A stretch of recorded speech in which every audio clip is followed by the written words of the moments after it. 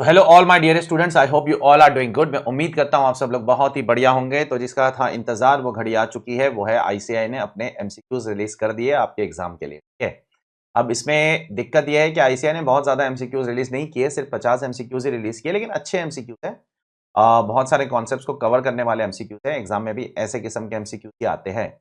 और आईसीएआई ने सिर्फ सिंगल एमसीक्यूज रिलीज किए, individual MCQs, case scenario MCQs release नहीं किए। तो मेरा आप लोगों को पर्सनल एडवाइस ये होगा कि आप जो पिछले साल की बुकलेट है वो तो देखना ही है, उसके साथ ये भी देखना है।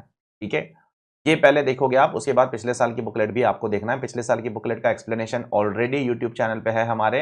मैराथन भी है, इंडिविजुअल भी है, उसमें 297 एमसीक्यूज थे, प्लस ये 50 और एमसीक्यूज आपके पास आ गए। तो आपको क्या करना है, पिछले साल का एमसीक्यू भी देखना है, और ये वाले जो लेटेस्ट वाले वो तो हर कोई देखेगा। इस दौड़ में तो सब भागेंगे, लेकिन वो वाला छोड़ देंगे सब लोग, तो वो नहीं छोड़ना है। इंस्टीट्यूट वहीं से क्वेश्चन पूछ लेगा फिर। तो अब जैसे उन 297 एमसीक्यूज का मैंने एक एक क्वेश्चन का आपको रीजनिंग दिया था, वैसे यहां पर भी इन 50 के 50 एमसीक्यूज का आज मैं आपको रीजनिंग दूंगा, और कम से कम समय में आपको मैं पूरे के पूरे एमसीक्यूज एक्सप्लेन करके छोड़ दूंगा। नीचे टाइम स्टैम्प भी डाल दूंगा कौन से समय पे कौन सा एमसीक्यू शुरू होता है। ठीक है, आपका क्या काम है? आपका काम है कि पहले ये एमसीक्यूज आप अपने एंड से ट्राई करो। आपको आता है तो बहुत अच्छी बात है, नहीं आता है तो आप आ जाओ मेरे सोल्यूशन में आकर देख लो, और मेरा सोल्यूशन से आपको देखो एक्सप्लेनेशन पता चल जाएगा एग्जैक्टली उसका आंसर ये क्यों आता है। ठीक है, तो पहले आपको क्या करना है, पहले आपको अपनी तरफ से ट्राई करना है, उसके बाद आपको मेरे पास आना है सोल्यूशन देखने के लिए। इसीलिए नीचे टाइम स्टैम्प्स है, आप जिस पे क्लिक करोगे वही खुलेगा, दूसरा और कोई खुलने का गुंजाइश ही नहीं है। ठीक है, तो without wasting any further time, मैं उम्मीद करता हूं आपने पहला एमसीक्यू देख लिया होगा, और पहले एमसीक्यू का आंसर है डी। अब इसका आंसर डी क्यों है? ठीक है, इसका आंसर डी क्यों है, वही रीजन देने के लिए मैं यहां पर आया हूं। दो लोग हैं यहां पर, मिस्टर राजेश, मिस्टर ब्रिजेश, दोनों ने पॉलिसी खरीदी। एक ने इंश्योरेंस पॉलिसी 2012 में खरीदी। तो इंश्योरेंस पॉलिसी अगर 2012 में खरीदोगे तो आपका अगर annual premium 20% of sum assured तक होगा तो भी माफ होता है। 2003 से 2012 के बीच में जो भी पॉलिसी खरीदता है उनको 20% ऑफ सम अश्योर्ड भी होगा तो माफ हो जाता है। इसलिए मिस्टर राजेश के ऊपर माफ है, और इसलिए मिस्टर राजेश का टीडीएस भी नहीं कटेगा। क्यों माफ है? क्योंकि मिस्टर राजेश का पॉलिसी का प्रीमियम कितना है, 1.1 लाख, और सम अश्योर्ड कितना है, 10 लाख। तो 1.1 लाख डिवाइड बाय 10 लाख अगर आप करोगे तो 11% होता है, जो 20% से कम है। तो मिस्टर राजेश के ऊपर टैक्स नहीं लगेगा, 1010D का एग्जेम्पशन मिलेगा, और क्योंकि उसको 1010D का एग्जेम्पशन मिल रहा है उसके ऊपर उसको टीडीएस भी काटने की जरूरत नहीं है। अब ब्रिजेश के बारे में बात करते हैं। ब्रिजेश ने एक दिन लेट कर दिया। अगर 2012 से 2013 के बीच में खरीदते हो तो आपका annual premium 10% of sum assured से ज्यादा नहीं होना चाहिए। यहां पर आपका एनुअल प्रीमियम 11% है, तो अब आपका टीडीएस कटेगा। अब टीडीएस, अब आपके हाथ में टैक्सेबल है ये 13 लाख रुपए, लेकिन ये पूरा टैक्सेबल नहीं होता है। कितना टैक्सेबल होता है? नेट इनकम टैक्सेबल होता है। नेट इनकम क्या होती है सर? 13 लाख रुपए माइनस, माइनस कितना सर? माइनस 10 साल का प्रीमियम। 2012 से लेकर 2022 तक जो प्रीमियम भरा है वो कितना है? वो 11 लाख रुपए का प्रीमियम है। तो ये जो 11 लाख रुपए का प्रीमियम है इसमें से माइनस होता है। तो जितना भी पैसा आपको मिला 13 लाख माइनस जितना आपने प्रीमियम भरा 11 लाख, तो बच गया कितना? 2 लाख रुपए। वो 2 लाख रुपए आपके हाथ में टैक्सेबल है। ठीक है, वो नॉर्मली टैक्सेबल है जैसे इनकम फ्रॉम अदर सोर्स जैसा, लेकिन उस पर टीडीएस कितना कटता है? 194D के अंदर, 194D के अंदर उस पर 5% टीडीएस कटता है। इसलिए यहां पर आपका जो टीडीएस का अमाउंट होगा वो 10,000 रुपया हो जाएगा। इसलिए आपका आंसर पॉइंट नंबर डी है। मिस्टर राजेश के लिए कोई टीडीएस काटने की जरूरत नहीं है क्योंकि राजेश के हाथ में एग्जेम्प्ट है, और मिस्टर ब्रिजेश के लिए टैक्सेबल है, इसलिए उसका 2 लाख रुपए के ऊपर 5% का टीडीएस आ जाएगा। चेक कर लो, फिर आगे बढ़ते हैं। अब क्वेश्चन नंबर 2 की तरफ बढ़ते हैं। क्वेश्चन नंबर 2 के अंदर क्या हो रहा है? एबीसी लिमिटेड दो चीज लीज पर ले रहा है। एक तो बिल्डिंग लीज पर ले रहा है, तो बिल्डिंग के ऊपर टीडीएस आ जाएगा कहां पर? 194I के अंदर, और साथ साथ में मशीनरी भी लीज पर ले रहा है, उस पे भी टीडीएस आ जाएगा 194I के अंदर। तो बिल्डिंग के ऊपर टीडीएस पहले, लेकिन दोनों का मिलाकर लिमिट 2,40,000 क्रॉस होना चाहिए। ठीक है, और उसमें सिक्योरिटी डिपॉजिट लेना है। क्या क्या सिक्योरिटी डिपॉजिट पे टीडीएस कटता है? सिक्योरिटी डिपॉजिट जो रिफंडेबल है उस पे टीडीएस नहीं कटता है। अगर नॉन रिफंडेबल होता तो टीडीएस कट जाता। तो यहां पर ये रिफंडेबल सिक्योरिटी डिपॉजिट पे टीडीएस नहीं काटने का, टीडीएस सिर्फ एक्चुअल रेंट पे काटने का, सिक्योरिटी डिपॉजिट पे नहीं काटने का। तो बिल्डिंग पे एक्चुअल रेंट कितना आता है? 20,000 रुपया पर मंथ, जुलाई से मार्च, मतलब 9 महीने का 1,80,000, 9 महीने का 1,80,000। बिल्डिंग पे 10% टीडीएस। यहां पर देखो सिक्योरिटी डिपॉजिट पे टीडीएस नहीं आएगा। और जो मशीनरी है वो कितने महीने के लिए? वो अक्टूबर से, तो अक्टूबर से मार्च कितना हो जाता है? 6 महीना हो जाता है। 6 महीने पे 90,000, 90,000 पे मशीनरी प्लांट इक्विपमेंट के ऊपर गवर्नमेंट कितना टीडीएस काटती है? 2%। दोनों मिलाकर 2,40,000 क्रॉस होता है, इसलिए टीडीएस काट रहा हूं। अगर दोनों मिलाकर 2,40,000 के नीचे होता तो टीडीएस नहीं काटता।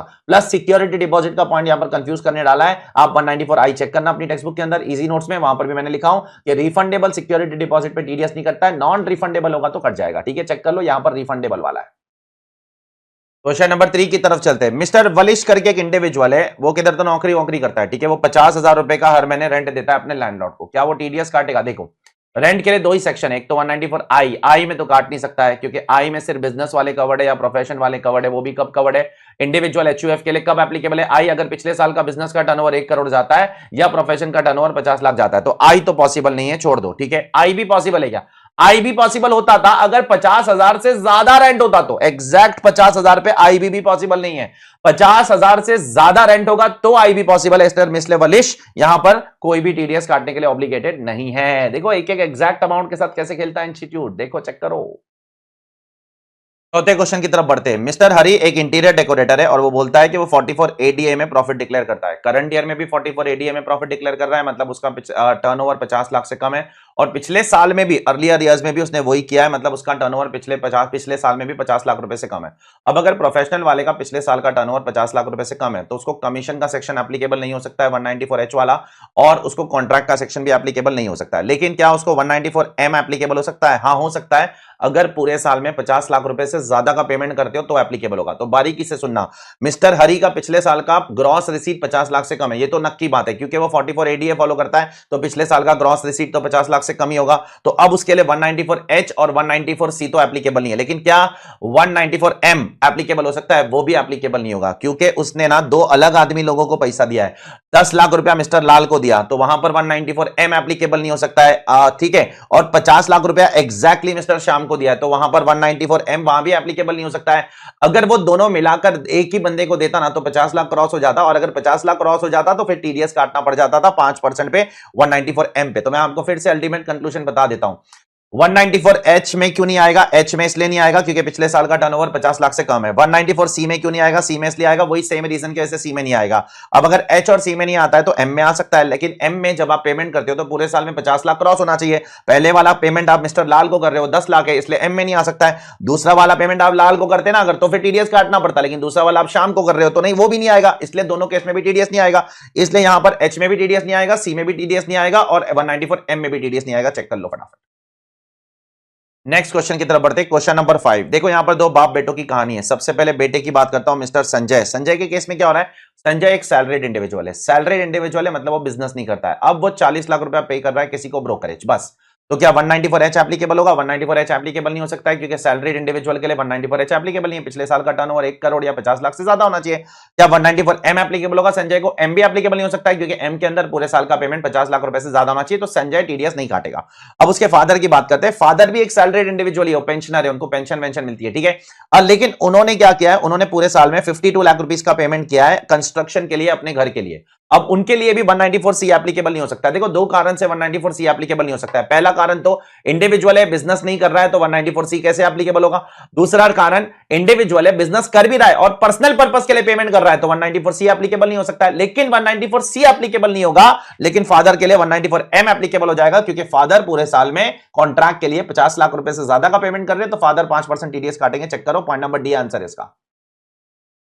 क्वेश्चन नंबर 6 की तरफ बढ़ते हैं। क्वेश्चन नंबर 6 के अंदर क्या बोला गया है कि एक associate Kunal and company LLP, उसने बैंक से 125 लाख रुपया विड्रॉ किया और वो हमेशा रिटर्न भरता है। उसने पिछले सालों का रिटर्न भी हमेशा भरा है। तो अगर इंसान हमेशा रिटर्न भरता है और अगर 1 करोड़ से ज्यादा विड्रॉ करता है, तो एक्सेस अमाउंट पे उसको 2% बैंक टीडीएस काटेगी। तो एक्सेस अमाउंट कितना है? 25 लाख रुपए एक्सेस अमाउंट है। तो 25 लाख पे 2% कितना होता है? 50,000 रुपए। तो इसका आंसर आ जाएगा 50,000 रुपए। हाँ, अगर वो रिटर्न नहीं भरता तो 20 लाख से 1 करोड़ तक 2%, फिर 1 करोड़ के ऊपर 5%। लेकिन वो रिटर्न भर रहा है, तो यहां पर सिर्फ और सिर्फ 25 लाख रुपए के ऊपर आप 2% टीडीएस काटोगे, जो आंसर आएगा 50,000 रुपए। चेक कर लो। क्वेश्चन नंबर 7 की तरफ चलते हैं। क्वेश्चन नंबर 7 में क्या हो रहा है? मिस्टर रवीश कैनरा बैंक से पैसा विड्रॉ कर रहे हैं 3 अलग अलग स्टेजेस में, ठीक है।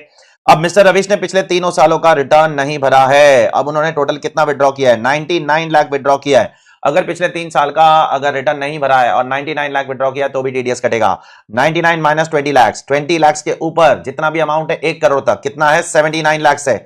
79 लाख के ऊपर उनका टीडीएस कट जाएगा 2% का, और वो आंसर आ जाएगा 1,58,000 रुपीज। चेक कर लो, ठीक है। क्वेश्चन नंबर 8 की तरफ चलते हैं। मिस्टर गणेश करके एक बंदा है, वो स्टील फैक्ट्री चलाता है और उसके पिछले साल का टर्नओवर 1 करोड़ रुपए से ज्यादा है, तो उसके लिए 194J एप्लीकेबल हो जाएगा। अब वो किसी चार्टर्ड अकाउंटेंट से कंसल्टेंसी सर्विस ले रहा है और उसको 1,84,000 रुपीज का कंसल्टेंसी सर्विस ले रहा है। तो अगर एक इंडिविजुअल जिसका पिछले साल का टर्नओवर 1 करोड़ रुपए से ज्यादा है, अगर वो चार्टर्ड अकाउंटेंट को कंसल्टेंसी सर्विस के लिए 30,000 रुपीज के ऊपर पेमेंट करता है तो उसका टीडीएस कितना हो जाएगा? 10% हो जाएगा, चेक कर लो। और 18,400 रुपीज उसका टीडीएस आएगा। और वो कब तक डिपॉजिट करेगा? अप्रैल का टीडीएस कब तक डिपॉजिट करना होता है? अगले महीने की 7 तारीख तक डिपॉजिट करना होता है। इसीलिए अप्रैल का अगर वो है टीडीएस, तो अगर टीडीएस अप्रैल में काटा है तो डिपॉजिट कब तक करोगे आप? 7 मई 2022 तक। ठीक है, तो बहुत ही ज्यादा सिंपल क्वेश्चन है। अगले क्वेश्चन की तरफ बढ़ते हैं जो बहुत इंपॉर्टेंट क्वेश्चन है टीसीएस के ऊपर। एक बंदा है, उसको बाहर घूमने जाने का है। अगर आप ओवरसीज टूर प्रोग्राम पैकेज के लिए जाते हो और बाहर घूमने जाते हो, उसके लिए पैसा देते हो, मलेशिया सिंगापुर घूमने जा रहा है अपनी बीवी के साथ, ठीक है, तो उसमें आपको टीसीएस कलेक्ट होगा और उसमें कोई 7 लाख का बेसिक एग्जामिशन लिमिट नहीं मिलता है आपको। तो उसमें टीसीएस कलेक्ट हो जाएगा 2061G के अंदर। कितना टीसीएस? पूरे 3 लाख रुपए के ऊपर 5% का टीसीएस। उसमें आपको 7 लाख रुपए का एग्जामिशन नहीं है। अब और एक कारण से वो पैसा बाहर भेज रहा है, वो अपने बच्चे के एजुकेशन के लिए पैसा बाहर भेज रहा है और उसके लिए उसने इंडिया की फाइनेंशियल इंस्टीट्यूशन मतलब एसबीआई से लोन लिया है। तो अगर आप इंडिया की फाइनेंशियल इंस्टीट्यूशन से लोन लेकर पैसा बाहर भेजते हो, कितना भेज रहे हो? 10 लाख। तो सबसे पहले तो आपको 7 लाख रुपए का एग्जामिशन मिल जाएगा और बचे हुए अमाउंट पे सिर्फ 0.5% का टीसीएस कलेक्ट होता है। वैसे केस में याद करो तो यहां पर जो आप घूमने जा रहे हो उस पे पूरे अमाउंट पे 5% और जो बच्चे के एजुकेशन के लिए जो आप भेज रहे हो पैसा 10 लाख, उसमें 7 लाख का पहले एग्जामिशन मिलेगा, बचे हुए 3 लाख पे आपको 0.5% का टीसीएस कलेक्ट होगा। ठीक है, क्वेश्चन नंबर 10 की तरफ चलते हैं। ये एक अच्छा क्वेश्चन है। यहां पर 2 लोग हैं, एक सेलर है एक बायर है। सपोज मैं सेलर हूं, मैं महेश हूं, और आप बायर हो, आप XYZ लिमिटेड हो।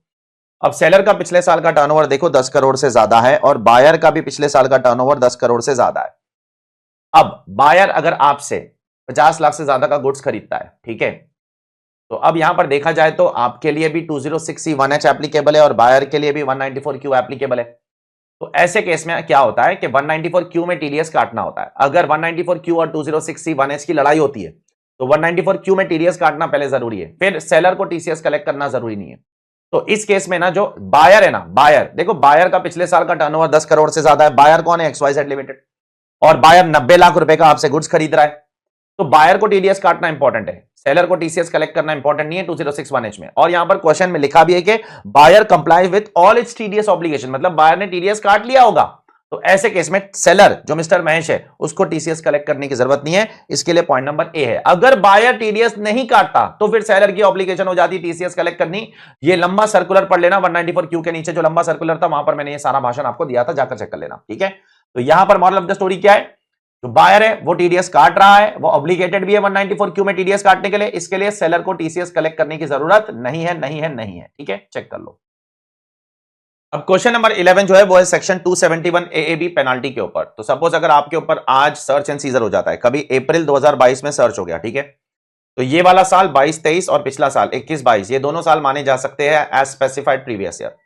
अब अगर कुछ मिलता है और आप डिक्लेयर करते हो कि जो भी इनकम मिला है वो स्पेसिफाइड प्रीवियस ईयर का है, आप उस पर टैक्स भर देते हो, इंटरेस्ट भर देते हो, स्टेटमेंट भर के एक्सप्लेनेशन दे देते हो और साथ साथ में स्पेसिफाइड डेट के पहले आप रिटर्न भर देते हो, तो गवर्नमेंट बोलती है हम आप पे 30% पेनाल्टी लगा के छोड़ देंगे। अगर कोई भी कंडीशन वायलेट किया तो फिर 60% पेनाल्टी लगाएंगे ऑन अनडिस्क्लोज इनकम। तो आपको क्या क्या कंडीशन फुलफिल करना है? जब भी सर्च होता है और आपके पास कुछ अनडिस्क्लोज इनकम मिलती है, आपको प्रूव करना है कि भाई वो इस साल का है या तो पिछले प्रीवियस ईयर का है या तो इस साल का है, मतलब स्पेसिफाइड प्रीवियस ईयर का है। साथ साथ में आपको स्टेटमेंट भर के उसका नेचर सोर्स एक्सप्लेन करना है कि वो इस साल का या पिछले साल का है। उसके बाद आपको टैक्स भरना है, इंटरेस्ट भरना है, आखिर में आपको रिटर्न भी भरना है। अब यहां पर एसएससी ने सब किया, एक गलती कर दिया, वो है रिटर्न नहीं भरा। चेक करो, रिटर्न भरना भूल गया। ही डज नॉट, रिटर्न भरा लेकिन उसमें इनकम डिस्क्लोज करना भूल गया। रिटर्न भरा, उसमें इनकम डिस्क्लोज करना भूल गया। He does not disclose such income in his return filed on 31 जुलाई। ये गलती हो गई, तो इसलिए अब उसको 30% ऑफ अनडिस्क्लोज इनकम वाली पेनाल्टी नहीं लगेगी, बल्कि उसको 60% ऑफ अनडिस्क्लोज इनकम वाली पेनाल्टी लग जाएगी। चेक करो, ये लास्ट वाली गलती नहीं करता ना तो 30% ऑफ अनडिस्क्लोज इनकम वाली पेनाल्टी लग जाती 271 AAB के अंदर। ठीक है, चेक कर लो। अब क्वेश्चन नंबर 12 में ना मेरे हिसाब से तो गड़बड़ है। ठीक है, क्या गड़बड़ है मैं आपको बता देता हूं। अगर आप लोगों को गड़बड़ नहीं लग रही है तो नीचे कमेंट करके मुझे बता देना। देखो इसके अंदर क्या बोला है पता है? सर्च कब हो रहा है पता है? 28 दिसंबर 2022 में। अब जब सर्च 28 दिसंबर 2022 में होगा ना तो 21-22 को आप स्पेसिफाइड प्रीवियस ईयर नहीं बोल सकते हो, और अगर आप उसको स्पेसिफाइड प्रीवियस ईयर नहीं बोल सकते हो तो ये मैटर 271 AAB में कवर ही नहीं हो सकता है। ठीक है, क्यों सर? 271 AAB में स्पेसिफाइड प्रीवियस ईयर का मतलब क्या होता है बताता हूं। स्पेसिफाइड प्रीवियस ईयर का मतलब होता है कि जिस दिन सर्च हुआ उसका पिछला वाला साल, जिसका due date of filing of return अब तक नहीं आया है और आपने भी due date of filing of return तक रिटर्न नहीं भरा है। अब मुझे आप बताओ, सर्च कब हुआ? सर्च हुआ दिसंबर में। अब जब दिसंबर में सर्च हुआ तो पिछले साल का due date of filing of return तो आके चला गया, तो वो तो स्पेसिफाइड प्रीवियस ईयर के डेफिनेशन में आ ही नहीं सकता है। जब वो स्पेसिफाइड प्रीवियस ईयर के डेफिनेशन में आ ही नहीं सकता है, 271 ए भी आप अप्लाई नहीं कर सकते हो। यहां पर इंस्टीट्यूट ने क्या किया है, 50 करोड़ के ऊपर 60% लगा के मामला क्लोज कर दिया। मेरे हिसाब से गलत आंसर है, एब्सोल्युटली गलत। यहां पर इंस्टीट्यूट को 271 ए भी अप्लाई कर ही नहीं सकता है। वो 271 ए बी के लिए कंडीशन क्या है, इनकम स्पेसिफाइड प्रीवियस ईयर को पर्टेन करना चाहिए। क्या पिछला साल स्पेसिफाइड प्रीवियस ईयर यहां पर कहलाया जा सकता है? नहीं कहलाया जा सकता है, जाके डेफिनेशन पढ़ लो। पिछला साल कब कहलाया जा सकता है? अगर आपका date of search due date के पहले आता है फाइलिंग के, और आपने भी रिटर्न नहीं भरा होना चाहिए, तो पिछला साल क्या माना जा सकता है? Specified previous year. अब इस केस में सिर्फ specified previous year current year माना जा सकता है, 22-23। अब क्वेश्चन बोलता है इनकम 22-23 की नहीं है, इनकम तो 21-22 की है, तो 21-22 तो स्पेसिफाइड प्रीवियस ईयर है ही नहीं। अब जब 21-22 स्पेसिफाइड प्रीवियस ईयर है ही नहीं, तो उसके ऊपर 271 ए भी अप्लाई नहीं कर सकते हो। लेकिन इंस्टीट्यूट ने 60% अप्लाई करके आंसर निकाल दिया है। मेरे हिसाब से जो करेक्ट आंसर यहां पर आना चाहिए वो ये होना चाहिए कि अभी आपको इस 50 करोड़ रुपए के ऊपर 270 ए के हिसाब से पेनाल्टी लगानी पड़ेगी, मिस रिपोर्टिंग ऑफ इनकम वाली, जिसमें आता है 200% ऑफ टैक्स पेबल। जो इससे थोड़ा सा अलग आंसर आएगा, एग्जैक्ट सेम आंसर नहीं आएगा, क्योंकि उसका मैकेनिज्म अलग है। तुमको समझ में आया मैंने क्या बोला? नहीं समझ में आया तो जाके 271 ए बी में सबसे पहले स्पेसिफाइड प्रीवियस ईयर का डेफिनेशन पढ़ लो। स्पेसिफाइड प्रीवियस ईयर में 2 पॉइंट है। पहला पॉइंट, एक ऐसा साल जो सर्च के पिछला वाला साल है। पहले पॉइंट के बारे में बता रहा हूं। पहले पॉइंट में तीन कंडीशन है। एक ऐसा साल जो सर्च के पिछला वाला साल है, जिसका due date of filing of return अब तक नहीं आया। यहीं पे फंस जाएगा इंस्टीट्यूट। ड्यू डेट आ चुका है 20 दिसंबर 2012 को, तो सारी ड्यू डेट निकल जाती है भाई। तो जिसका ड्यू डेट अब तक नहीं आया है, हां अगर ये सर्च अगस्त में होता, जुलाई में होता, जून में होता, पिछले क्वेश्चन की तरह अप्रैल में होता, तो मुझे कोई दिक्कत नहीं होती। लेकिन ये सर्च दिसंबर में हो रहा है तो मुझे दिक्कत है। इस क्वेश्चन में गड़बड़ है, लेकिन चलो अभी क्या कर सकते हैं, इसका आंसर डी। आप एग्जाम में आता है तो डी लिख के आ जाना, और क्या, कुछ नहीं कर सकते। ठीक है, चेक कर लो एक बार, फिर आगे बढ़ते हैं। अब अगला क्वेश्चन भी उसी के ऊपर है, लेकिन मुझे वहां कोई दिक्कत नहीं है, क्योंकि वहां सर्च कब हो रहा है? 2022 मई में होता है। मई में जब सर्च होता है तो उसका पिछला साल 21-22 है, वो स्पेसिफाइड प्रीवियस ईयर बन सकता है, क्योंकि 21-22 का due date of filing of return अब तक नहीं आया, और एसएससी ने भी अब तक रिटर्न नहीं भरा है। अब यहां पर एसएससी सारे कंडीशन फुलफिल कर रहा है। देखो, उसके पास कुछ अनडिस्क्लोज इनकम मिली, उसने पहले उस इनकम को स्टेटमेंट में डिक्लेयर किया, कंडीशन नंबर 1 फुलफिल। उसका मैनर एक्सप्लेन किया कि पैसा कहां से आया, कंडीशन नंबर 2 फुलफिल। उसने टैक्स भर दिया, इंटरेस्ट भर दिया, रिटर्न भी भर दिया टाइम के अंदर, क्या उसको पेनाल्टी लगेगी? उसके बावजूद भी उसको 30% ऑफ अनडिस्क्लोज इनकम की पेनाल्टी लगाएंगे, छोड़ेंगे नहीं ऐसे। ठीक है, अगर ये कोई भी कंडीशन वायलेट कर देता तो फिर हम उसके ऊपर 60% ऑफ अनडिस्क्लोज इनकम की पेनाल्टी लगा देते। तो आप समझो, देखो 12 और 13, आप जाकर 271 ए भी एक बार बारीकी से पढ़ो, बैरक से पढ़वाया था इसलिए मैंने रेगुलर बैच के अंदर। ठीक है, जाकर चेक करना। नेक्स्ट क्वेश्चन, क्वेश्चन नंबर 14 जो है वो इनकम टैक्स अथॉरिटी के पावर से रिलेटेड है। एक पावर है 133 के अंदर, 133 सबसेक्शन 6 टू बी प्रिसाइज, जहां पर इनकम टैक्स अथॉरिटी के पास पावर होता है टू कलेक्ट इन्फॉर्मेशन। अब वहां पर कौन कौन से पॉइंट रेलेवेंट है? इन लोगों ने 4 पॉइंट दिए, उसमें से कुछ पॉइंट रेलेवेंट है, कुछ पॉइंट रेलेवेंट नहीं है। पहला वाला, they can income tax authority can enter only after sunrise but before sunset, वो रेलेवेंट नहीं है, वो सर्वे के लिए रेलेवेंट है। वो यहां पर 133 सबसेक्शन 6 के लिए रेलेवेंट नहीं है, वो सर्वे वाले के लिए रेलेवेंट है। नॉर्मल 133 के अंदर ये सारे पॉइंट्स रेलेवेंट नहीं है। सेकंड वन, दे में enter only during the business hours eight which such place is open, yes ये पॉइंट है 133 के अंदर, जाकर चेक कर लेना। ठीक है, नेक्स्ट, अगर वो लोग बुक्स इंपाउंड करते हैं, मतलब बुक्स लेकर जाते हैं, तो 15 दिन तक लेके जा सकते हैं, और 15 दिन के बाद लेके जाना है तो उनको अप्रूवल लेना पड़ेगा प्रिंसिपल चीफ कमिश्नर या चीफ कमिश्नर। ये पॉइंट भी 133 के अंदर मेंशन्ड है। तो ये पॉइंट मेंशन है 133 में, ये वाला मेंशन नहीं है, और लास्ट वाला पॉइंट भी मेंशन नहीं है। आप जाकर 133 चेक कर लेना। देयरफॉर इसका आंसर क्या है? इसका आंसर सी है। सी मतलब पॉइंट नंबर 2 और 3 करेक्ट है, पॉइंट नंबर 1 और 4 इनकरेक्ट है। ठीक है, चेक कर लो। क्वेश्चन नंबर 15, यहां पर क्या हो रहा है? असेसिंग ऑफिसर ने एक साइबर कैफे में सर्वे कर दिया। अब साइबर कैफे कभी खुला रहता है? रात में खुला रहता है। रात में 1 बजे से लेकर रात में 2 बजे से लेकर दोपहर के 2 बजे से लेकर रात के 2 बजे तक ये साइबर कैफे खुला रहता है। तो उसका बिजनेस आवर्स क्या है? रात में भी है, दिन में भी है। तो उस केस में ना वो आफ्टर सनराइज बिफोर सनसेट ही एंटर करना चाहिए, वो प्रोविजन एप्लीकेबल नहीं है। गवर्नमेंट क्या बोलता है? बाय डिफॉल्ट सर्वे करने जाता है ना ऑफिसर, तो आफ्टर सनराइज जाए, बिफोर सनसेट जाए। सनराइज के बाद सनसेट के पहले एंटर करना चाहिए। लेकिन अगर आपका बिजनेस आवर्स रात में है, मतलब यहां पर देखो दोपहर से लेकर रात के 2 बजे तक बिजनेस आवर्स है, तो रात में भी एंटर कर सकता है। तो सबसे पहले वो एंटर कर सकता है, उसको ये पावर है। दूसरी चीज अगर उसको कोई बुक्स ऑफ अकाउंट्स इंपाउंड करना है तो वो इंपाउंड कर सकता है। 15 दिन तक तो बाय डिफॉल्ट हमेशा अलाउ करता है, और उसको 12 दिन के लिए इंपाउंड करना है। देखो 12 दिन के लिए इंपाउंड करना है तो कोई रीजन ही नहीं है। आफ्टर रिकॉर्डिंग इस रीजन, उसने रिकॉर्ड भी कर दिया रीजन, और 12 दिन के लिए इंपाउंड करना है तो कोई दिक्कत वाली बात नहीं है। 15 दिन से ज्यादा इंपाउंड करना है, लेके जाना है, तो फिर आपको चीफ कमिश्नर एक्सेट्रा से अप्रूवल लेने की जरूरत है। तो इसका आंसर है the action assessing officer, the assessing officer action in entering the cyber cafe at 1 AM and impounding the books of accounts and documents inspected by him is in order। ये दोनों के दोनों काम उसने कानून के दायरे में किया है। ठीक है, चेक कर लो। क्वेश्चन नंबर 16 भी बहुत बढ़िया क्वेश्चन है। मिस्टर राम वो कभी बॉर्न हुए हैं? 1/4/1963 में बॉर्न हुए हैं। अगर वो 1/4/1963 में बॉर्न हुए ना, तो 1/4/2023 में उनका 60th बर्थडे आएगा। तो अगर उनका 60th बर्थडे 1 अप्रैल 2023 को आता है ना, तो गवर्नमेंट क्या बोलती है, प्रीवियस ईयर, उसके पिछले साल में ही उनको 60 इयर्स माना जाएगा। जाकर चेक करना, मैंने टैक्स रेट के अंदर आपको सर्कुलर करवाया सीबीडीटी का, कि जो बंदा 1 अप्रैल 2023 को 60 साल का होएगा, तो एक्चुअली में वो 60 साल का एक दिन पहले ही हो गया था, आज तो उसको 61वां साल चालू हो गया है। देयरफॉर पिछले साल में, दैट इज फाइनेंशियल ईयर 22-23 में उसको सीनियर सिटीजन का स्टेटस मिल जाएगा। तो फाइनेंशियल ईयर 22-23 के अंदर वो सीनियर सिटीजन बन गया है। Be very careful. फिर से बोल रहा हूं, जो बंदा 1 अप्रैल 2023 को 60वां बर्थडे होगा या 80वां बर्थडे होगा, तो उसके पिछले साल में ही उसको बेनिफिट मिलना शुरू हो जाएगा। आज मतलब 1 अप्रैल 2023 को तो 61वां बर्थडे शुरू, 61वां साल उसका शुरू हो गया है, 61st ईयर शुरू हो गया है। वो 60 साल का तो एक दिन पहले ही हो गया था, ठीक है, एक दिन पहले उसका 60 साल कंप्लीट हो गया था। तो पिछले साल में 22-23 में उसको 60 ईयर्स का रेजिडेंट का बेनिफिट मिलेगा। अब सवाल ये उठ रहा है, उसकी टोटल इनकम 2,90,000 है। अब अगर सीनियर सिटीजन जो रेजिडेंट है, सीनियर सिटीजन है, अगर उसकी इनकम 2,90,000 है, क्या वो आईटीआर भरेगा? नहीं भरेगा, क्योंकि उसकी इनकम बेसिक एग्जम्पशन लिमिट से कम है। चलो ठीक है, यहां तो बच गया। लेकिन दूसरा पॉइंट है, वो घूमने जा रहा है, मेलबर्न घूमने जा रहा है, कहीं वहां पर मेलबर्न घूमने जा रहा है, उसके लिए 1.2 लाख का खर्चा हो रहा है और 80,000 रुपए का खर्चा और हो रहा है। तो क्या उस रीजन से वो रिटर्न भरेगा? नहीं भरेगा। 2 लाख रुपया क्रॉस होना चाहिए फॉरेन टूर के लिए, फॉरेन विजिट के लिए 2 लाख रुपया क्रॉस होगा तो रिटर्न भरना जरूरी है, नहीं तो जरूरी नहीं है।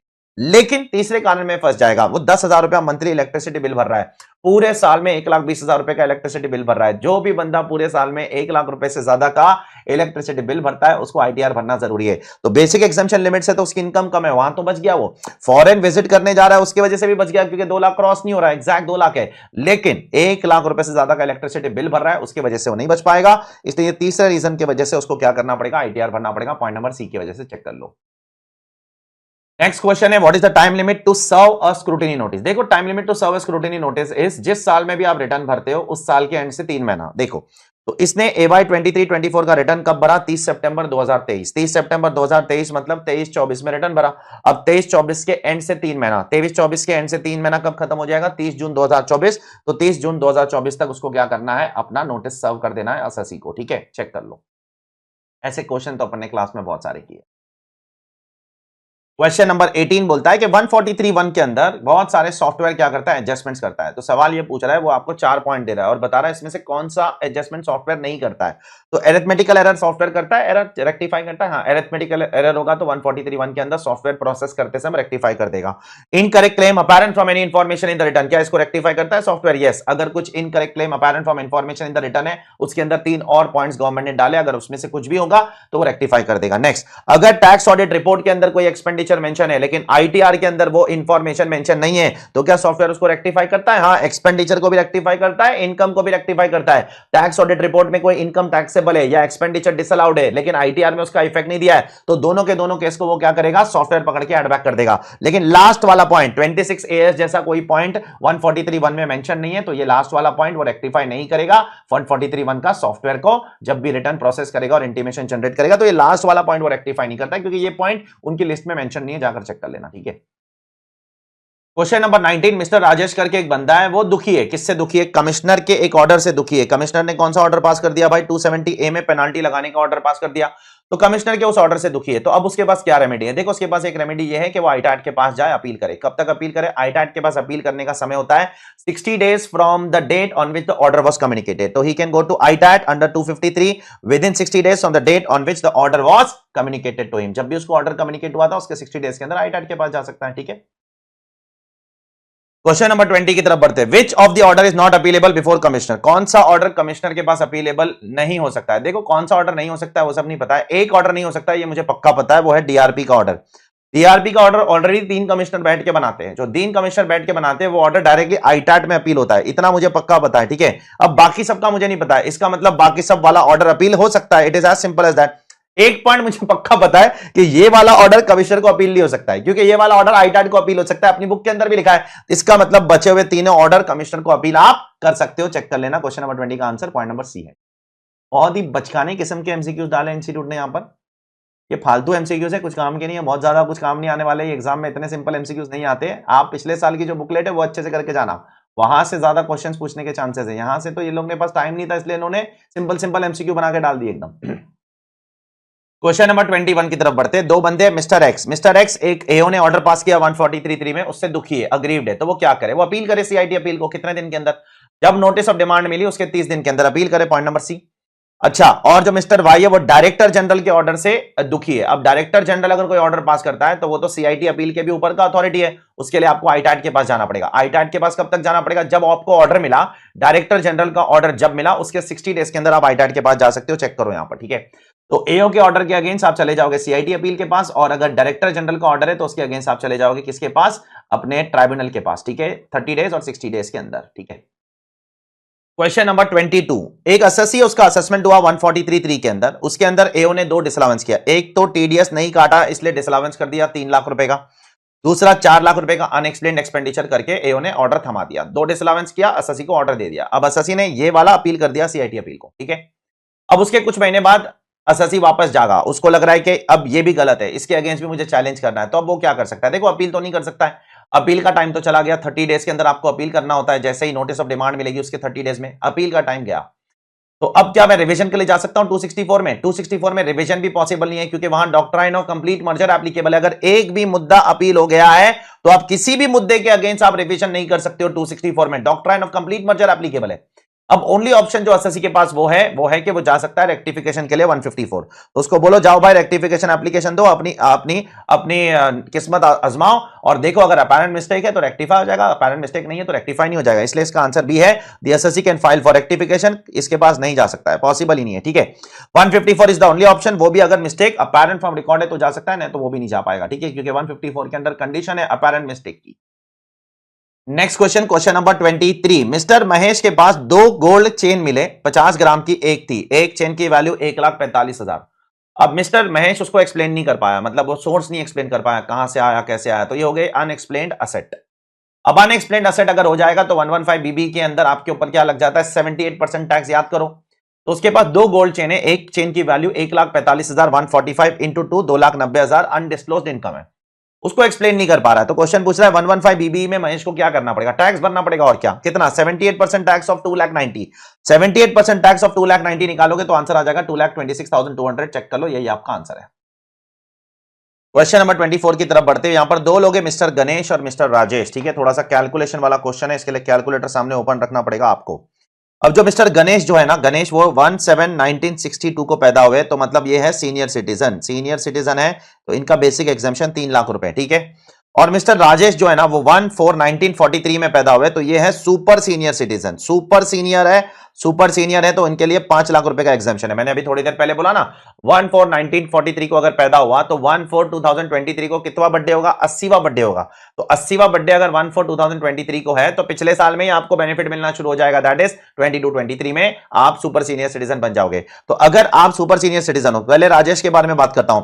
राजेश सुपर सीनियर सिटीजन है और राजेश की इनकम 5 लाख रुपया है और राजेश ने रिटर्न नहीं भरा है, तो पेनाल्टी कैसे लगती है? पेनाल्टी कैसे लगती है पता है? जितनी भी टोटल इनकम असेस हुई है, असेस कितनी हुई है? 5 lakh minus basic exemption limit, तो 5 लाख में से 5 लाख निकाल दोगे तो जीरो हो जाएगा। उस हिसाब से राजेश को टैक्स नहीं लगेगा, क्योंकि राजेश की टोटल इनकम 5 लाख है और उसका बेसिक एग्जाम्शन लिमिट भी 5 लाख है, तो उसको टैक्स नहीं लगेगा। लेकिन गणेश को लगेगा। गणेश की टोटल इनकम कितनी असेस हुई है? 8 लाख।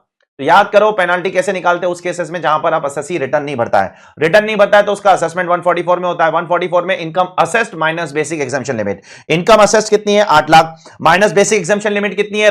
गणेश की बेसिक एग्जाम्शन लिमिट 3 लाख है, तो 5 लाख रुपया गणेश के केस में अंडर रिपोर्टेड इनकम। अब टैक्स आप 5 लाख पे नहीं निकालते हो, याद करो, टैक्स आप 8 लाख पर ही निकालोगे। 8 लाख, 80 लाख नहीं, 8 लाख पे जब मैं टैक्स निकालने जाऊंगा तो 3 लाख तक कुछ नहीं आएगा। 3 लाख से 5 लाख तक 5% विल कम टू 10,000 और उसके बाद 5 लाख से 8 लाख तक 60,000, तो 70,000 हो गया। उसके ऊपर 4% सेस, तो आपका टैक्स आ जाएगा 72,800 रुपीज। अब उसके ऊपर 50% पेनाल्टी मार दोगे तो 36,400 की पेनाल्टी लग जाएगी। किसके केस में? गणेश के केस में। लेकिन राजेश के केस में पेनाल्टी नहीं लगेगी। राजेश को क्यों पेनाल्टी नहीं लग रही है? क्योंकि राजेश का बेसिक एग्जाम्शन लिमिट 5 लाख है और उसकी टोटल इनकम भी 5 लाख ही है, तो राजेश को टैक्स नहीं लगेगा। गणेश को क्यों टैक्स लग रहा है? गणेश की बेसिक एग्जाम्शन लिमिट 3 लाख है, क्योंकि वो सीनियर है, सुपर सीनियर नहीं है, और उसकी टोटल इनकम 8 लाख है, तो 5 लाख रुपए under reported income.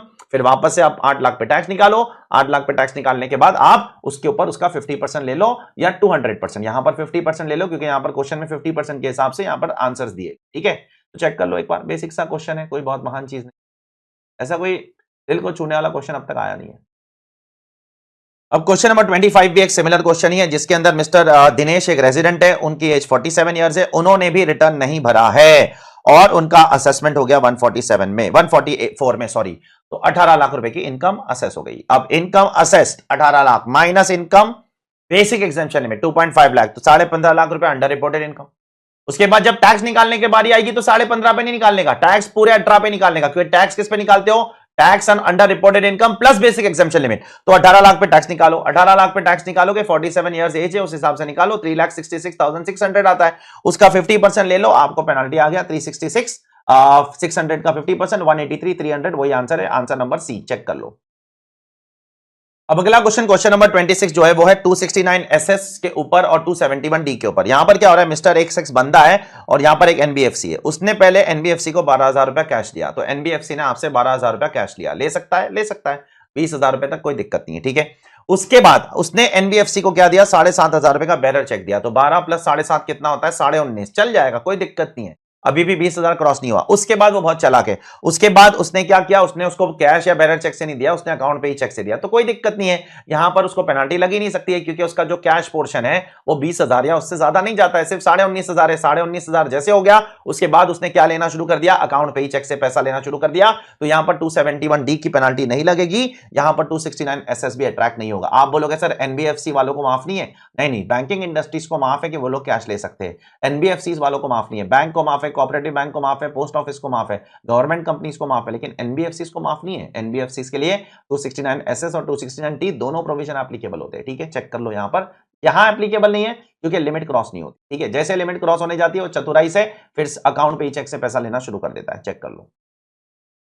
Next, XYZ limited, question number 27। XYZ limited एक कंपनी है, उसने अपना इंटरनेशनल ट्रांजैक्शन रिपोर्ट में रिपोर्ट करना भूल गया, ठीक है, जो फॉर्म 3CB की रिपोर्ट होती है ना 92E के अंदर, उसमें रिपोर्ट करना भूल गया। तो अगर आप ट्रांजैक्शन रिपोर्ट नहीं करते हो, किसके साथ ट्रांजैक्शन कर रहा है वो, एक स्पेसिफाइड फॉरेन कंपनी के साथ ट्रांजैक्शन करता है। सर स्पेसिफाइड फॉरेन कंपनी कौन होती है, एक ऐसी फॉरेन कंपनी जिसमें एक इंडियन कंपनी का 26% या उससे ज्यादा स्टेक होता है, वो स्पेसिफाइड फॉरेन कंपनी होती है। वैसे ये सेक्शन अभी रेलेवेंट नहीं है, ये 115 बीबीडी के अंदर लिखा था, जो इस साल से निकल चुका है। आप जाके टैक्सेशन ऑफ डिविडेंड का चैप्टर पढ़ना, देखो वहां पर आपको स्पेसिफाइड कंपनी सबसे पहला पैराग्राफ में दिखेगा, लेकिन वो सेक्शन अब निकल चुका है, तो ये वाला वर्ड भी इंस्टीट्यूट को अब नहीं यूज करना चाहिए, बट नेवरदलेस उन्होंने यूज किया, तो क्या कर सकते हैं, इतनी बारीकी से वो लोग अमेंडमेंट शायद देखे नहीं होंगे।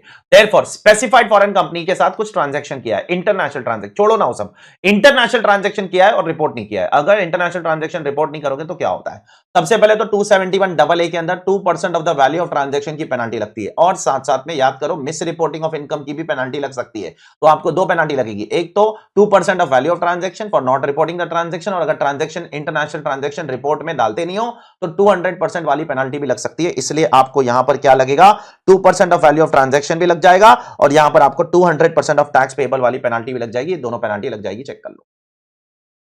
क्वेश्चन नंबर 28 की तरफ बढ़ते हैं। मिस्टर व्योमेश करके एक बंदा है, वो नॉन रेजिडेंट है और 61 इयर्स का। देखो 61 इयर्स का नॉन रेजिडेंट होने से कोई फायदा नहीं है, आपको बेसिक एग्जाम्पशन लिमिट 2.5 लाख ही मिलेगा। जो 3 लाख और 5 लाख का बेसिक एग्जाम्पशन लिमिट है ना, वो सिर्फ और सिर्फ रेजिडेंट्स के लिए। तो 61 इयर्स का अगर नॉन रेजिडेंट है तो उसको कुछ एक्स्ट्रा बेनिफिट नहीं मिलने वाला है। अब उसने रिटर्न नहीं भरा, फिर से वही घिसा पिटा क्वेश्चन, 13 लाख रुपया उनकी इसकी इनकम असेस हो गई, तो बस वही इनकम असेस्ड माइनस 2.5 लाख।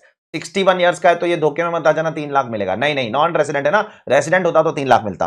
तो 13 lakh minus 2.5 lakh 10.5 lakh, 10.5 lakh under reported income. लेकिन टैक्स आप कितने पे निकालोगे, टैक्स तो 13 लाख पे ही निकालना है। 13 लाख पे टैक्स कितना आएगा, 2.5 लाख तक कुछ नहीं, फिर 5%, फिर 20%, फिर 30%, तो 2,10,600 उसका टैक्स आता है, उसका 50% निकालोगे तो 1,05,300 रुपए की पेनल्टी आपको देनी पड़ेगी, चेक कर लो। तो प्रीवियस क्वेश्चन जैसा ये कुछ अलग नहीं है, यहां पर देख लो। अब क्वेश्चन नंबर 29 जो है वो मार्जिनल रिलीफ के ऊपर क्वेश्चन है। तो यहां पर एक डोमेस्टिक कंपनी है, वो 115 BAA फॉलो नहीं कर रही है, और उसका पिछले साल का टर्नओवर 400 करोड़ रुपए के अंदर है, ठीक है। तो अगर कोई डोमेस्टिक कंपनी है जो 115 BAA फॉलो नहीं करती है, ऑल्टरनेटिव टैक्स रेजिम उसको नहीं चाहिए, उसका पिछले साल का टर्नओवर 400 करोड़ के अंदर है, तो उसका टैक्स रेट होगा 25%। अब वो कमा रहा है 10 करोड़ और 1 लाख रुपए। अब इसको मार्जिनल रिलीफ अप्लाई करना पड़ेगा, कैसे? तो सबसे पहले आप 10 करोड़ पे टैक्स निकालो, टैक्स प्लस सरचार्ज कितना आता है, टैक्स प्लस सरचार्ज, तो 10 करोड़ पे टैक्स कितना आएगा 25%, सरचार्ज कितना आएगा 7%। डोमेस्टिक कंपनी को 10 करोड़ तक 7% सरचार्ज लगता है, तो 10 करोड़ पे जो टैक्स और सरचार्ज है वो है 2,67,50,000। उसके बाद आप 10 करोड़ और 1 लाख पे टैक्स और सरचार्ज निकालो। तो 10 करोड़ और 1 लाख पे टैक्स कितना आएगा? 25% टैक्स और 12% सरचार्ज। तो ये टैक्स आ जाएगा 2 करोड़ 80 लाख 28,000। अब आप देखो 1 लाख एक्स्ट्रा कमाने की वजह से आपको कितना एक्स्ट्रा टैक्स देना पड़ रहा है? 1 लाख एक्स्ट्रा टैक्स कमाने की वजह से, 1 लाख एक्स्ट्रा इनकम कमाने की वजह से 10 करोड़ से लेकर 10 करोड़ 1 लाख पे जाने के लिए आपको 13-14 लाख रुपए का एक्स्ट्रा टैक्स देना पड़ रहा है। तो गवर्नमेंट बोलती है आपको मार्जिनल रिलीफ मिलेगा। उस केस में टैक्स कैसे निकालने का मालूम? बहुत सिंपल तरीका, मैंने 2 तरीके बताए थे। अब मैं यहां पर सिंपलर वाला ही बता रहा हूं। ये वाला जो टैक्स है ना, ये वाला, उसके ऊपर एक्स्ट्रा इनकम ऐड कर देने का, जितनी भी एक्स्ट्रा इनकम है वो ऐड कर देने का ये वाले टैक्स पे, वो आपकी हो जाएगी टोटल टैक्स। फिर उसके ऊपर 4% सेस मार देने का, सबसे आसान तरीका। जितना भी आपका 10 करोड़ पे टैक्स है, उस पे आप एक्स्ट्रा इनकम जितना कमा रहे हो, कितना कमा रहे हो? 1 लाख, वो ऐड कर दो, उस पे 4% सेस मार दो, वही आपका आंसर हो जाएगा 2 करोड़ 79 लाख 24,000। चेक करो, इससे आसान मार्जिनल रिलीफ का कोई तरीका है नहीं। ठीक है, चेक कर लो फटाक से। मैंने 2 तरीके बताए थे। अब क्वेश्चन नंबर 30 फिर से मार्जिनल रिलीफ के ऊपर है। इस क्वेश्चन के अंदर भी जो डोमेस्टिक कंपनी है उसको 115BAA फॉलो नहीं करना है, लेकिन अब उसका टैक्स रेट बदल जाता है। उसका पिछले के पिछले साल का टर्नओवर 400 करोड़ के ऊपर है, तो अब उसका टैक्स रेट 30% हो जाएगा। अब वो कितना इनकम कमा रहा है? 10 करोड़ और 2 लाख। तो सबसे पहले आप 10 करोड़ पे टैक्स निकालोगे, टैक्स प्लस सरचार्ज। तो टैक्स प्लस सरचार्ज 10 करोड़ पे 30% टैक्स आएगा, क्योंकि पिछले के पिछले साल का टर्नओवर 400 करोड़ क्रॉस होता है। तो 10 करोड़ पे 30% टैक्स और 7% सरचार्ज आ जाता है 3 करोड़ 21 लाख। अब मैं ये वाला सब निकालने का कोशिश ही नहीं करता हूं, क्योंकि इसका कुछ यूज ही नहीं है डायरेक्ट निकालने का। 3 करोड़ 21 लाख रुपए आ गया, उसके ऊपर एक्स्ट्रा इनकम जो भी आती है वो एड बैक कर देने का। तो 3 crore 21 lakh plus extra income 3 crore 23 lakh, उस पर 4% सेस मार देने का, आपको ऑटोमेटिकली मैजिक से आंसर आ जाएगा। चेक कर लो, ठीक है, कोई ज्यादा दिमाग लगाने की जरूरत नहीं है। एग्जाम में शॉर्टकट है, टाइम वेस्ट करने का टाइम नहीं हमारे पास एग्जाम में। ठीक है, तो जितना भी आप 10 करोड़ पे टैक्स निकालते हो निकाल लो, प्लस एक्स्ट्रा इनकम उसमें ऐड कर दो, प्लस 4% ऐड कर दो, खत्म हो गया। ठीक है, चेक कर लो। आपको ये वाला टैक्स अलग से निकालने की जरूरत नहीं है। ठीक है, वो तो एक बार बताने के लिए मैंने बता दिया, आगे से नहीं बताऊंगा। क्वेश्चन नंबर 31 के अंदर क्या हो रहा है? 2 कंपनी है, एक लिस्टेड कंपनी है ए लिमिटेड, एक लिस्टेड कंपनी है बी लिमिटेड, एक अनलिस्टेड कंपनी है। दोनों के दोनों कंपनी अपने शेयर होल्डर से शेयर्स बायबैक कर रहे हैं। तो जब भी कोई इंडियन कंपनी अपने शेयर होल्डर से शेयर्स बायबैक करती है तो उसके ऊपर 115 QA एप्लीकेबल हो जाता है। लिस्टेड है अनलिस्टेड है उससे फर्क नहीं पड़ता है, दोनों के लिए ट्रीटमेंट सेम है। अगर लिस्टेड कंपनी भी शेयर्स बायबैक कर रही है, अनलिस्टेड कंपनी भी शेयर्स बायबैक कर रही है, दोनों के लिए ट्रीटमेंट सेम है कि जो कंपनी है वही टैक्स भरेगी, शेयर होल्डर्स के हाथ में एग्जेम्प्ट है। कंपनी कितना टैक्स भरेगी? कंपनी टैक्स भरेगी 20% प्लस 12% सरचार्ज 4% सेस, तो 23.296% का एडिशनल टैक्स कंपनी को भरना है। कितने अमाउंट पे भरना है? On distributed income. Distributed income कैसे निकालने का? उसके लिए 11-12 सर्कमस्टेंस है, रूल 40BB के अंदर जाकर चेक करना, अपनी इजी नोट्स के अंदर, ठीक है, कलर बुक के अंदर, वहां पर चेक कर लेना। तो अब यहां पर क्वेश्चन सिर्फ ये ट्विस्ट करना चाह रहा है, एक लिस्टेड है एक अनलिस्टेड है, फर्क नहीं पड़ता है। लिस्टेड कंपनी बायबैक करे तो भी कंपनी टैक्स भरेगी, अनलिस्टेड कंपनी बायबैक करे तो भी कंपनी टैक्स भरेगी। शेयर होल्डर्स के हाथ में दोनों केस में एग्जेम्प्ट है, 1034A के अंदर जाकर चेक कर लेना। ठीक है, दोनों केस में शेयर होल्डर्स एग्जेम्प्ट, दोनों केस में कंपनी पे टैक्स लगेगा on distributed income. Distributed income निकालने का गवर्नमेंट ने रूल बनाया, रूल 40BB। ठीक है, क्वेश्चन नंबर 32 पे बात करते हैं। गामा लिमिटेड करके एक इंडियन कंपनी है, उसने ना पूरे साल में डिविडेंड कमाया 150 लाख का। सर कैसे आया? देखो, सबसे पहले उसको 108 लाख रुपए का डिविडेंड मिला नेट ऑफ टीडीएस, उसके ऊपर सामने वाली डोमेस्टिक कंपनी ने 10% टीडीएस काट के दिया। तो ग्रॉस डिविडेंड कितना मिला? ग्रॉस डिविडेंड उसको 120 लाख का मिलेगा, क्योंकि अगर 10% टीडीएस काट के 108 लाख होता है, डिवाइड बाय 90% करोगे तो ग्रॉस डिविडेंड 120 लाख आ जाएगा। तो 120 लाख का उसको डोमेस्टिक कंपनी से डिविडेंड मिला। अब उसको फॉरेन कंपनी से डिविडेंड कितना मिला? 30 लाख। तो टोटल डिविडेंड जो उसको मिला है करंट ईयर में, जो उसने अर्न किया है, वो 150 लाख है। अब आप जितना भी डिविडेंड अर्न करते हो उसमें से अगर आप due date of filing of return के 1 महीने पहले तक, due date of filing of return के 1 महीने पहले तक अगर उसमें से जितना भी डिविडेंड डिस्ट्रीब्यूट कर दोगे अपने शेयर होल्डर्स को, उतना आपको डिडक्शन मिल जाएगा। ठीक है, तो जितना भी कमाया कंपेयर विद जितना भी due date of filing of return के 1 महीने पहले तक डिस्ट्रीब्यूट किया, विच एवर इज लोअर, उतना डिडक्शन मिल जाएगा। तो उसने करंट ईयर में कमाया कितना? 150 लाख रुपए का ग्रॉस डिविडेंड कमाया, और due date of filing of return के पहले मतलब 30 जून 2023, वो तो ड्यू डेट के काफी पहले, कितना डिस्ट्रीब्यूट किया? 130 लाख डिस्ट्रीब्यूट किया। देयरफॉर दिस और this which ever is lower, उसका आपको 80M सेक्शन के अंदर चैप्टर 6 में डिडक्शन मिल जाएगा। चेक कर लो, देयरफॉर आपका आंसर है 130 लाख। ठीक है, क्वेश्चन नंबर 33 की तरफ चलते हैं। लीमा लिमिटेड एक डोमेस्टिक कंपनी अपने ही शेयर होल्डर्स के शेयर्स को बायबैक कर रही है 23 लाख रुपए में। अब शेयर होल्डर्स ने उस शेयर्स को कितने में खरीदा था? 17 लाख रुपए में खरीदा था, as per rule 40BB। Rule 40BB के वैल्यूएशन के हिसाब से 17 लाख में खरीदा था। तो आपको अब कंपनी को ही टैक्स लग जाएगा। बस एक दो एमसीक्यू पहले बोला था कि अगर कंपनी अपने शेयर होल्डर्स के शेयर्स बायबैक करती है तो कंपनी को ही 23.296% टैक्स भरना पड़ता है। कितने अमाउंट पे? जितना कंपनी शेयर होल्डर को पैसा दे रही है माइनस जितना कंपनी को शेयर होल्डर से पैसा मिला था एज पर रूल 40BB। ये रूल 40BB के हिसाब से निकालना होता है, ये लोग ने अपने को डायरेक्टली निकाल के दिए। तो आपको 6 लाख रुपए के ऊपर 23.296% का टैक्स कंपनी को भरना पड़ेगा, शेयर होल्डर्स के हाथ में एग्जेम्प्ट हो जाएगा। तो 6 लाख रुपए के ऊपर 23.296% टैक्स निकालू तो 139,776 आंसर आ जाएगा, चेक कर लो। क्वेश्चन नंबर 34 एक टनेज टैक्स कंपनी के ऊपर है। यहां पर दो टनेज टैक्स कंपनी है, एक्स और वाई, और ये दोनों अपना अमालगमेशन करके एक नई कंपनी बनाने जा रहे हैं, जेड। अब टनेज टैक्स कंपनी वाले को गवर्नमेंट सर्टिफिकेट देती है मैक्सिमम 10 इयर्स के लिए। तो उसमें से जो पहली कंपनी है ना उसका 8 साल बचा हुआ है और जो दूसरी कंपनी है ना उसका 6 साल बचा हुआ है। अब ये दोनों कंपनी बंद कर रहे हैं, नई कंपनी जेड बना रहे हैं। तो सवाल ये उठ रहा है जो नई कंपनी है उसको कितने साल का बेनिफिट मिलेगा, 6 साल का मिलेगा कि 8 साल का मिलेगा? तो गवर्नमेंट बोलती है जिसका भी, दोनों में से जिसका भी ज्यादा पीरियड बचा हुआ है उतना बेनिफिट नई कंपनी को मिलेगा। तो ज्यादा पीरियड किसका बचा हुआ है? 8 साल बचा हुआ है। तो नई कंपनी को कितने साल का बेनिफिट मिल जाएगा? 8 साल का बेनिफिट मिल जाएगा टनेज टैक्सेशन के अंदर, और वो अगले 8 साल तक एंजॉय कर सकती है। ठीक है, अब क्वेश्चन नंबर 35 पूरा का पूरा कैलकुलेशन के ऊपर है। मिस्टर हरी एक बंदा है, उसकी 52 लाख इनकम है पीजीबीपी में से, ठीक है। उसमें से उसको 100% डिडक्शन मिलता है एटीआईए का। वो एटीआईए बिजनेस का प्रॉफिट कितना है? 35 लाख से। अब उसका क्वेश्चन पूछ रहा है कि टैक्स पेबल निकालो। अब देखो, अगर एक इंडिविजुअल है जो एटीआईए एटीआईबी बिजनेस का डिडक्शन क्लेम करता है तो उसको एएमटी निकालना पड़ेगा। एएमटी निकाले बगैर उसका टैक्स नहीं आएगा। तो सबसे पहले नॉर्मल प्रोविजन के हिसाब से उसका टैक्स कितना आएगा? टोटल इनकम कितनी आएगी? 52 लाख उसकी टोटल इनकम है, उसमें से उसको जीटीआई है, उसमें से उसको चैप्टर 6 से का डिडक्शन मिल जाएगा। तो नॉर्मल इनकम, नॉर्मल प्रोविजन के हिसाब से उसकी इनकम आएगी 52 लाख में से 35 लाख निकाल लो तो नॉर्मल प्रोविजन के उसके हिसाब से उसकी इनकम आ जाएगी 17 लाख। तो 17 लाख पे टैक्स निकाल लो। 17 लाख पे टैक्स कितना आता है? 335,400 का टैक्स आता है। आप टैक्स निकाल लेना, इंक्लूडिंग सेस वेस जो भी है, सरचार्ज तो लगेगा नहीं। अब जब आप उसका एएमटी निकालने जाओगे तो एएमटी कैसे आता है? आपकी जो भी टोटल इनकम है उसमें एडजस्टेड टोटल इनकम के अंदर क्या, टोटल इनकम में क्या ऐड कर दोगे? एटीआईए का डिडक्शन। तो 17 लाख रुपए आपकी टोटल इनकम है नॉर्मल प्रोविजन के हिसाब से, उसमें 35 लाख रुपीस का आप क्या ऐड कर दोगे? आपका एटीआईए का बिजनेस का डिडक्शन। तो आपकी एडजस्टेड टोटल इनकम 52 लाख हो जाएगी। अब क्योंकि आपकी adjusted total income 50 lakh cross हो जाती है, यहां पर जब आप टैक्स निकालोगे ना तो 18.5% का आपको बेसिक टैक्स लगेगा और 10% का सरचार्ज भी लग जाएगा, यहां पर गड़बड़ नहीं होनी चाहिए, और 4% का सेस लग जाएगा। ये तीनों चीज ऐड करने के बाद आपका जो आंसर आने वाला है वो आंसर आ जाएगा आपका 11,530,528 आता है, उसको राउंड ऑफ करके 530।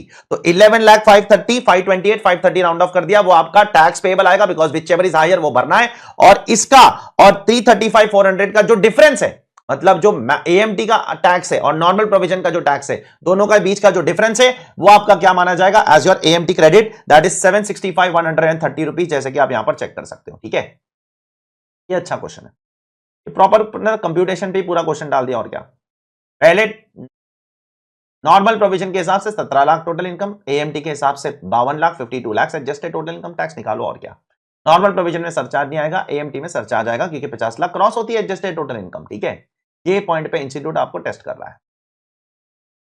क्वेश्चन नंबर 36 की तरफ बढ़ते हैं। यहां पर गवर्नमेंट ने, इंस्टीट्यूट ने आपको, सॉरी गवर्नमेंट कहां से आ गई, इंस्टीट्यूट ने आपको यहां पर टोटल इनकम निकालने बोला है। देखो, एक बंदा है मिस्टर गांगुली, वो रेजिडेंट है और 60 इयर्स का एज है। ठीक है, रेजिडेंट 60 इयर्स का एज है। क्या क्या इनकम कमा रहा है? प्रोफेशन से 1,45,000 कमा रहा है, वो मैंने लिख दिया। कार्ड गेम से 1,50,000 कमा रहा है, वो मैंने लिख दिया। एफडी से इंटरेस्ट कमा रहा है 40,000 का, वो मैंने लिख दिया। सेविंग बैंक अकाउंट से 9,000 रुपए का इंटरेस्ट कमा रहा है, वो मैंने लिख दिया। टोटल 3,44,000 रुपया उसकी जीटीआई है। वो जीटीआई नहीं पूछ रहा है, क्वेश्चन पूछ रहा है टोटल इनकम कितनी है, टोटल इनकम, टैक्सेबल इनकम। अब सबसे पहले क्योंकि रेजिडेंट है, सीनियर सिटीजन है, तो उसको 50,000 रुपए तक का इन दोनों के ऊपर 80 टीटीबी के अंदर डिडक्शन मिल जाएगा। Interest on saving bank, FD, RD पे 50,000 रुपए का वो डिडक्शन मिल जाएगा। ठीक है, अब उसने 1,50,000 पीपीएफ में भी डाला है, लेकिन मैं पूरा 1,50,000 का डिडक्शन नहीं ले सकता हूं, क्योंकि 1,50,000 का डिडक्शन अगर मैं लूंगा ना तो मैं कार्ड गेम वाली इनकम में से भी डिडक्शन दे दूंगा चैप्टर 6 से। अब याद करो, कार्ड गेम वाली इनकम पे चैप्टर 6 से का डिडक्शन नहीं मिलता है, इसलिए मुझे अपना जो चैप्टर 6 से का एटीसी का डिडक्शन है ना वो रिस्ट्रिक्ट करना पड़ेगा। कितने पे रिस्ट्रिक्ट करना पड़ेगा? 1,45,000 पे रिस्ट्रिक्ट करना पड़ेगा, क्योंकि चैप्टर 6 से का डिडक्शन विनिंग वाली इनकम से नहीं मिलता है। विनिंग वाली इनकम डायरेक्टली टैक्सेबल है 30% पे। देयरफॉर यहां पर मैं पूरा 150 नहीं लिख पा रहा हूं, मजबूरी में सिर्फ 145 लिख रहा हूं, और इसीलिए मेरी टोटल इनकम 1.5 लाख है, और इसलिए आंसर भी यहां पर 1.5 लाख चेक कर लो। ठीक है, अब अगला क्वेश्चन, क्वेश्चन नंबर 37, बहुत इंटेलिजेंट क्वेश्चन है। देखो जरा इसके अंदर क्या हो रहा है। एक चैरिटेबल ट्रस्ट है, उसको डोनेशन मिल रहा है 80 लाख का, उसमें से 10 लाख कॉर्पस डोनेशन है, कॉर्पस डोनेशन कब एग्जेम्प्ट होता है? तब एग्जेम्प्ट होता है जब आप उसको 11(5) वाले मोड्स में इन्वेस्ट कर दोगे। तो इन लोगों ने इन्वेस्ट कर दिया post office saving bank account में।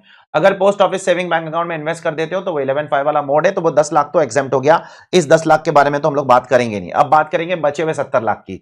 बचे हुए 70 लाख में से 20 लाख क्या है? 20 लाख आपका एनोनिमस डोनेशन है। उसका ट्रीटमेंट कैसे होगा? उसका ट्रीटमेंट ऐसे होगा जैसे इधर दिया गया है। Anonymous donation 20 lakh minus 5% of total donation और 1 lakh whichever is higher. तो 5% ऑफ टोटल डोनेशन 4 लाख आता है, compare with 1 lakh whichever is higher. तो 4 लाख रुपए का आपको यहां पर एग्जेम्पशन मिलेगा और 16 लाख रुपए पे आपको 30% टैक्स और 4% सेस। तो 16 लाख रुपए पे 30% टैक्स और 4% सेस अगर लोगे तो 499 200 टैक्स आता है। ठीक है, तो ये वाले टैक्स को जरा साइड में निकाल के रखना। अब बचता है ये बचा हुआ 50 लाख। बचा हुआ 50 लाख के साथ क्या होगा? बचा हुआ 50 लाख इनकम स्टेटमेंट में ऐड होगा, प्लस साथ में याद करो जो एनोनिमस डोनेशन माफ होता है वो भी इनकम स्टेटमेंट में ऐड होता है। याद करो 50 लाख तो जो बचा हुआ है वो तो ऐड होगा ही। 50 लाख कैसे आए? टोटल 80 लाख है, उसमें से 10 लाख कॉर्पस डोनेशन है वो माफ है, 20 लाख रुपए एनोनिमस डोनेशन, 30% पे टैक्स हो गया 4 लाख के एग्जेम्पशन के बाद। अब बचा हुआ 50 लाख प्लस जो 4 लाख वहां एग्जेम्प्ट हुआ वो भी एनोनिमस डोनेशन यहां पर ऐड होता है, फिर उसके ऊपर 54 लाख हो गया। अब उन दोनों में से आपको 15% का एग्जेम्पशन मिलेगा। 15% का एग्जेम्पशन मिलने के बाद आपका आंसर आ जाएगा 45,90,000। 45,90,000 में से आपने 40 लाख रुपया ट्रस्ट के ऑब्जेक्ट्स के लिए अप्लाई कर दिया है, तो बच गया कितना? 5,90,000। तो जो एनोनिमस डोनेशन है उसके ऊपर 499 200 का टैक्स आया, और ये जो बची हुई 5,90,000 रुपए की इनकम है ना, इसके ऊपर आपको स्लैब रेट अप्लाई करना पड़ेगा। तो यहां पर देखो मैंने स्लैब रेट अप्लाई किया है 31,720 मेरा स्लैब रेट के हिसाब से आंसर आता है अदर डोनेशंस पे। तो एनोनिमस डोनेशन पे 499 200, अदर डोनेशंस पे 31,720, टोटल मारूंगा तो 530 200 920 आंसर आ जाएगा। चेक कर लेना, ठीक है? एक दो बार सुन लेना रिकैप करके क्या बोला मैंने। पहले 20 लाख पे मैंने टैक्स निकाल दिया, 20 लाख में से 5% ऑफ टोटल डोनेशन माइनस किया और 16 लाख पे 30% टैक्स 4% सेस। अब यहां जो 4 लाख माइनस हो रहा है वो नॉर्मल डोनेशन में ऐड करना पड़ता है। अगर प्रोविजन पढ़ो तो नॉर्मल डोनेशन कितना है? पहले तो 50 लाख है, 10 लाख तो एग्जेम्प्ट है, कॉर्पस वाला छोड़ दो, और 50 लाख प्लस 4 लाख 54 लाख, उसमें से 15% एग्जेम्पशन ले लिया तो आ गया 45,90। उसमें से 40 लाख रुपए का इन्वेस्टमेंट किया है, इधर उधर ऑब्जेक्ट्स ऑफ द ट्रस्ट के लिए खर्चा किया है, तो वो माइनस करो, उसके बाद 590 आता है। 590 पे स्लैब रेट अप्लाई करो, अप्लाई करने के बाद 499 200 में ऐड करो तो आंसर आ जाएगा 530 920। चेक कर लो। अगला क्वेश्चन नंबर 38 बहुत सिंपल है। एक ट्रस्ट ने 10 लाख रुपए का कुछ इनकम कमाया है, 10 लाख रुपए की इनकम कमाया है और 15 लाख रुपए का उसको डोनेशन मिला है, तो टोटल हो गया 25 लाख रुपए। ठीक है, अब 25 लाख रुपए में से उसको क्या मिलेगा? पहले 15% का एग्जेम्पशन मिलेगा। 15% एग्जेम्पशन लेने के बाद जो उसकी इनकम बचेगी वो बचेगी 21.25 लाख। ठीक है, 21.25 लाख बचेगी इनकम। अब क्वेश्चन क्या बोलता है? 8 लाख रुपया उसने उसमें से चैरिटेबल पर्पस के लिए खर्चा किया, तो वो उसको माइनस करने का मौका मिल जाएगा। तो 21.25 में से 8 लाख माइनस कर दो, और 4 लाख रुपया उसने लोन रीपेमेंट किया है फॉर कंस्ट्रक्शन ऑफ ऑर्फनेज, वो भी वो माइनस कर सकता है, कोई दिक्कत नहीं। ये दोनों माइनस करने के बाद उसका आंसर आ जाएगा 9.25 लाख, और अल्टीमेटली वही तुम्हारा आंसर है। चेक कर लो यहां पर पॉइंट नंबर बी। ठीक है, तो बहुत ही सिंपल क्वेश्चन है। पिछला वाला क्वेश्चन अच्छा था बट ये बहुत ही सिंपल है। क्वेश्चन नंबर 39, ये भी एक चैरिटेबल ट्रस्ट पे क्वेश्चन है। एक ट्रस्ट है वो मेडिकल रिलीफ का काम करती है, उसने कुछ बॉन्ड से इंटरेस्ट कमाया 2 लाख रुपए का। किसका बॉन्ड है सर? ये लोकल अथॉरिटी के बॉन्ड्स खरीदे, म्युनिसिपैलिटी के बॉन्ड्स खरीदे, उस पे 2 लाख रुपए का इंटरेस्ट कमाया। अब जस्ट आपके इंफॉर्मेशन के लिए कि लोकल अथॉरिटी से अगर बॉन्ड खरीदते हो उस पे जो इंटरेस्ट कमाते हो वो जनरली एग्जेम्प्ट होता है सेक्शन 10(15) के अंदर। ठीक है, इसको ये कहीं लिख लेना अगर चाहिए तो। लोकल अथॉरिटी में इन्वेस्ट करके उनके बॉन्ड्स खरीद के इंटरेस्ट कमाते हो तो 10(15) में एग्जेम्प्ट होता है जनरली। और साथ साथ में तो इसने ये ट्रस्ट ने ये पैसा कमाया पहले। दूसरा, उसने एग्रीकल्चर इनकम कमाया 4 लाख रुपए का। तो अब क्या होगा? तो आप सभी को पता है एक सेक्शन है, सेक्शन 11(7) ट्रस्ट वालों के लिए एप्लीकेबल है, जो बोलता है कि अगर आप एक ट्रस्ट की तरह रजिस्टर्ड हो 12AB में तो आपको सेक्शन 10 के कोई भी एग्जेम्पशन नहीं मिलेंगे, सिर्फ 3 मिलेंगे, एक 10(1), एक 10(23)(c) और 10(46). तो 10(1) तो मिल जाएगा उसको एग्जेम्पशन, एग्रीकल्चर इनकम का तो मिल जाएगा। ट्रस्ट वाला एग्रीकल्चर इनकम का एग्जेम्पशन ले सकता है, लेकिन ये जो 10(15) वाला है ना, जो interest on bonds issued by local authority, ये इसको नहीं मिल पाएगा। देयरफॉर इसका आंसर है डी, कि the trust can claim exemption under 10(1). Agriculture income का तो एग्जेम्पशन ले लेगा, लेकिन ये जो लोकल अथॉरिटी के बॉन्ड से जो इंटरेस्ट कमा रहा है, जिसका इंटरेस्ट 10(15) में एग्जेम्प्ट होने वाला है, उसका एग्जेम्पशन उसको नहीं मिलेगा, बिकॉज 11 सबसेक्शन 7 रिस्ट्रिक्ट करता है ये चीज के लिए। ठीक है, अगला क्वेश्चन नंबर 40 क्या बोलता है? इसके ऊपर मैं बैकग्राउंड देता हूं। अगर कोई चैरिटेबल ट्रस्ट को अगर डोनेशन देना है तो वो डोनेशन देगा तो डिडक्शन मिलेगा, लेकिन कब मिलेगा? 2 चीज दिमाग में रखना पड़ेगा। सबसे पहले तो उसको वॉलंटरी डोनेशन देना पड़ेगा, कॉर्पस डोनेशन देने पे डिडक्शन नहीं मिलता है, पहली चीज। प्लस डोनेशन अपनी करंट ईयर की इनकम से देने का, पिछले साल की एक्यूमुलेटेड इनकम से डोनेशन नहीं दे सकते हो, करंट ईयर की इनकम से डोनेशन देना। तीसरी चीज, डोनेशन या तो आप किसी और 12AB वाले रजिस्टर्ड ट्रस्ट को दोगे तो भी चलेगा, या 1023C में जो रजिस्टर्ड इंस्टीट्यूशन है उनको दोगे तो भी चलेगा। तो ये 3 चीज दिमाग में रखना, ठीक है। अब यहां पर देखो अससी क्या कर रहा है, ये एक ट्रस्ट है, ये किसी दूसरे चैरिटेबल ट्रस्ट को डोनेशन दे रहा है आउट ऑफ करंट इनकम। क्या एग्जेम्पशन मिलेगा? हाँ मिलेगा। कॉर्पस डोनेशन नहीं है, कॉर्पस डोनेशन नहीं है, वॉलंटरी डोनेशन है। कॉर्पस डोनेशन दोगे तो डिडक्शन मिलेगा ही नहीं, ठीक है। तो साफ साफ क्वेश्चन बोलता है ये कॉर्पस नहीं है, ये एक नॉर्मल वॉलंटरी डोनेशन है, ठीक है। तो अगर दूसरे चैरिटेबल ट्रस्ट को करंट ईयर की इनकम में से दे रहे हो तो मिल जाएगा, दूसरे चैरिटेबल एजुकेशन इंस्टीट्यूशन को करंट ईयर की इनकम से दे रहे हो तो मिल जाएगा। लेकिन अगर दूसरे चैरिटेबल ट्रस्ट को अक्यूमुलेटेड इनकम, पास्ट ईयर की अक्यूमुलेटेड इनकम में से डोनेशन दे रहे हो तो नहीं मिलेगा। देयरफॉर इसका आंसर आएगा 1 और 2। 1 सही है, 2 सही है, 3 सही नहीं है। अगर एक चैरिटेबल ट्रस्ट दूसरे चैरिटेबल ट्रस्ट को पिछले साल की अक्यूमुलेटेड इनकम में से डोनेशन देता है तो उसको एग्जेम्पशन नहीं मिलता है, ठीक है, चेक कर लो। क्वेश्चन नंबर 41 क्या बोलता है? आपका आंसर क्या होगा अगर ये वॉलेंट्री डोनेशन नहीं बल्कि एक कॉर्पस डोनेशन होता? इसको भी मैंने कॉर्पस डोनेशन दिया, इसको भी मैंने कॉर्पस डोनेशन दिया, इसको भी मैंने कॉर्पस डोनेशन। अगर ये वॉलेंट्री डोनेशन के बदले कॉर्पस डोनेशन होता फिर तो किसी को भी कुछ भी नहीं मिलता, ठीक है। क्योंकि कॉर्पस डोनेशन देने पर गवर्नमेंट 1 रुपए का भी डिडक्शन नहीं देती है। डोनेशन वॉलेंट्री होना चाहिए, डोनेशन दूसरे रजिस्टर्ड ट्रस्ट या इंस्टीट्यूशन को होना चाहिए, और डोनेशन करंट ईयर की इनकम से होना चाहिए, तो ही एग्जेम्पशन मिलेगा, नहीं तो नहीं मिलेगा। चेक कर लो। क्वेश्चन नंबर 42 जो है वो बिजनेस ट्रस्ट के ऊपर है। एक बिजनेस ट्रस्ट बहुत सारी इनकम कमा रही है, तो अपने को बताना है कौन सी इनकम रीट के हाथ में टैक्सेबल है, कौन सी इनकम इन्वेस्टर के हाथ में टैक्सेबल है, कहां एग्जेम्पशन है, कहां टीडीएस काटना है, so on and so fourth. तो मैंने यहां पर सिंपल सा चार्ट बना दिया है आपको एक्सप्लेन करने के लिए। रेंटल इनकम जो रीट को मिलती है वो रीट के हाथ में एग्जेम्प्ट है, इन्वेस्टर के हाथ में टैक्सेबल है, इसलिए उस पर टीडीएस काटना पड़ेगा, ठीक है, क्योंकि इन्वेस्टर के हाथ में टैक्सेबल है। जो एसपीवी से इंटरेस्ट आता है वो रीट के हाथ में एग्जेम्प्ट है, इन्वेस्टर के हाथ में टैक्सेबल है, और इन्वेस्टर के हाथ में टैक्सेबल है तो टीडीएस काटना पड़ेगा। जाके वो चार्ट देखो अपना, 3-4 पेज का तो चैप्टर है, उसके अंदर ही तो है सब कुछ। डिविडेंड इनकम डिपेंड करता है। डिविडेंड इनकम अगर एसपीबी 115BAA फॉलो करती है तो फिर डिविडेंड इनकम इन्वेस्टर के हाथ में टैक्सेबल होगा। लेकिन इस क्वेश्चन में एसपीबी 115BAA फॉलो नहीं कर रही है, इसलिए इन्वेस्टर के हाथ में एग्जेम्प्ट है। देखो तो डिविडेंड रीट के हाथ में तो हमेशा एग्जेम्प्ट होता है, इन्वेस्टर के हाथ में डिपेंड करता है, इन्वेस्टर के हाथ में डिपेंड करता है। अगर कंपनी एसपीबी 115BAA फॉलो करेगी तो इन्वेस्टर के हाथ में टैक्सेबल है, फिर टीडीएस भी काटना पड़ेगा। और अगर एसपीबी 115BAA नहीं फॉलो करती है तो इन्वेस्टर के हाथ में एग्जेम्प्ट है। यहां पर नहीं फॉलो कर रही है तो इन्वेस्टर के हाथ में एग्जेम्प्ट। और कैपिटल गेन ऑन डिस्पोजल उस पे रीट टैक्स भरेगी, वो भी एमएमआर के हिसाब से टैक्स भरेगी। एमएमआर 42.744 इन्वेस्टर के हाथ में एग्जेम्प्ट। देयरफॉर आंसर क्या है? ओनली आंसर 4 और 5 सही है, ठीक है। क्यों? क्योंकि 4 और 5 ये पर्टिकुलर चार्ट में जो लिखा है वो सब कुछ जस्टिफाई करता है। Only income referred in point number 4, point number 4 वाली इनकम पे रीट टैक्स भरेगा, बराबर। हाँ रीट टैक्स भरेगा पॉइंट नंबर 4 वाली इनकम पे, क्यों नहीं भरेगा? इनकम रेफर्ड इन 1 और 2 is taxable in the hands of unit holders. 1 और 2 यूनिट होल्डर्स के हाथ में टैक्सेबल है। Income referred in 3 is exempt in both hands. Yes 3 वाली इनकम दोनों के हाथ में एग्जेम्प्ट है। और 1 और 2 क्योंकि इन्वेस्टर के हाथ में टैक्सेबल है, 1 और 2 के केस में आपको टीडीएस काटना पड़ेगा। देयरफॉर इसका आंसर है 4 और 5, और 4 और 5 इसका आंसर है। इसका मतलब इसका आंसर क्या है? इसका आंसर है डी। चेक कर लो, ठीक है। क्वेश्चन नंबर 43 में वही पॉइंट है जो क्वेश्चन नंबर 42 में ऑलरेडी डिस्कस कर लिया, ठीक है। डिविडेंड जो आपको एसपीवी, मैं रीट हूं और यहां पर एक एसपीवी है, उससे मुझे डिविडेंड मिला और वो डिविडेंड मैंने इन्वेस्टर को दिया। अब दोनों के हाथ में कब एग्जेम्प्ट होगा? मेरे हाथ में तो हमेशा एग्जेम्प्ट है। रीट के हाथ में जो एसपीवी से डिविडेंड आता है वो हमेशा एग्जेम्प्ट है, लेकिन इन्वेस्टर के हाथ में तब एग्जेम्प्ट होगा जब एसपीवी ने 115BAA नहीं फॉलो किया है। तो इसका आंसर सी है, बाकी सब गलत है, चेक कर लो। Exempt in the hands of REIT always and exempt in the hands of unit holders. Unit holders के हाथ में कब एग्जेम्प्ट होगा? अगर एसपीवी 115BAA फॉलो नहीं करती है। बाकी सारे आंसर्स गलत है, सारे आंसर्स प्रोविजंस के हिसाब से नहीं है, चेक कर लेना, ठीक है। तो डिविडेंड इनकम रीट के हाथ में हमेशा एग्जेम्प्ट। इन्वेस्टर के हाथ में कब एग्जेम्प्ट होगा? इन्वेस्टर के हाथ में तब एग्जेम्प्ट होगा अगर एसपीबी 115BAA नहीं फॉलो करती है। अगर फॉलो करेगी तो इन्वेस्टर को भी टैक्स भरना पड़ेगा और रीट को भी डिविडेंड पेमेंट करते समय टीडीएस काटना पड़ता है, ठीक है। फिर से अगला क्वेश्चन किस पर है? एक रीट पर ही है। एक रीट ने रेंटल इनकम कमाया, क्या होगा उसका? प्रॉपर्टी से जो रीट ने रेंटल इनकम कमाया, रीट के हाथ में एग्जेम्प्ट, वो पास ऑन कर देगा किसको? इन्वेस्टर को। इन्वेस्टर टैक्स भरेगा, ठीक है। दूसरा, एक रीट ने इंटरेस्ट इनकम कमाया एसपीवी से, गामा लिमिटेड उसकी एसपीवी है, तो एसपीवी से जो इंटरेस्ट इनकम कमाया उस पर भी रीट के हाथ में एग्जेम्प्ट, इन्वेस्टर को पास ऑन करेगा, उस पर इन्वेस्टर टैक्स भरेगा, और इन दोनों इनकम पे रीट क्या करेगा? उनका टीडीएस काटेगा। तीसरी इनकम बीच में है, रीट ने कुछ प्रॉपर्टी बेचा, उस पर शॉर्ट टर्म कैपिटल गेन्स आया, हाँ उस पर रीट खुद टैक्स भरेगा, वो भी एमएमआर के हिसाब से टैक्स भरेगा, इन्वेस्टर के हाथ में एग्जेम्प्ट। इसका आंसर इसलिए पॉइंट नंबर डी है, चेक करो। जो रेंटल इनकम है और इंटरेस्ट इनकम है उस पर इन्वेस्टर टैक्स भरेगा, such income are taxable in the hands of investor. और जो शॉर्ट टर्म कैपिटल गेन्स है उस पर रीट टैक्स भरेगा, वो भी एमएमआर के हिसाब से। क्वेश्चन में रेट नहीं पूछा, लेकिन मैं रेट आपको जस्ट नॉलेज के लिए बता रहा हूं, ठीक है। अगले क्वेश्चन में फिर से घुमा फिरा कर वही सवाल पूछा है, इतने सारे एग्जांपल, इतने सारे ऑप्शंस डाल दिए अननेसेसरी कंफ्यूज करने के लिए। बात वही है, एक रीट डिविडेंड इनकम कमा रही है, कहां से? एसपीवी से, ठीक है, एसपीवी से डिविडेंड कमा रही है।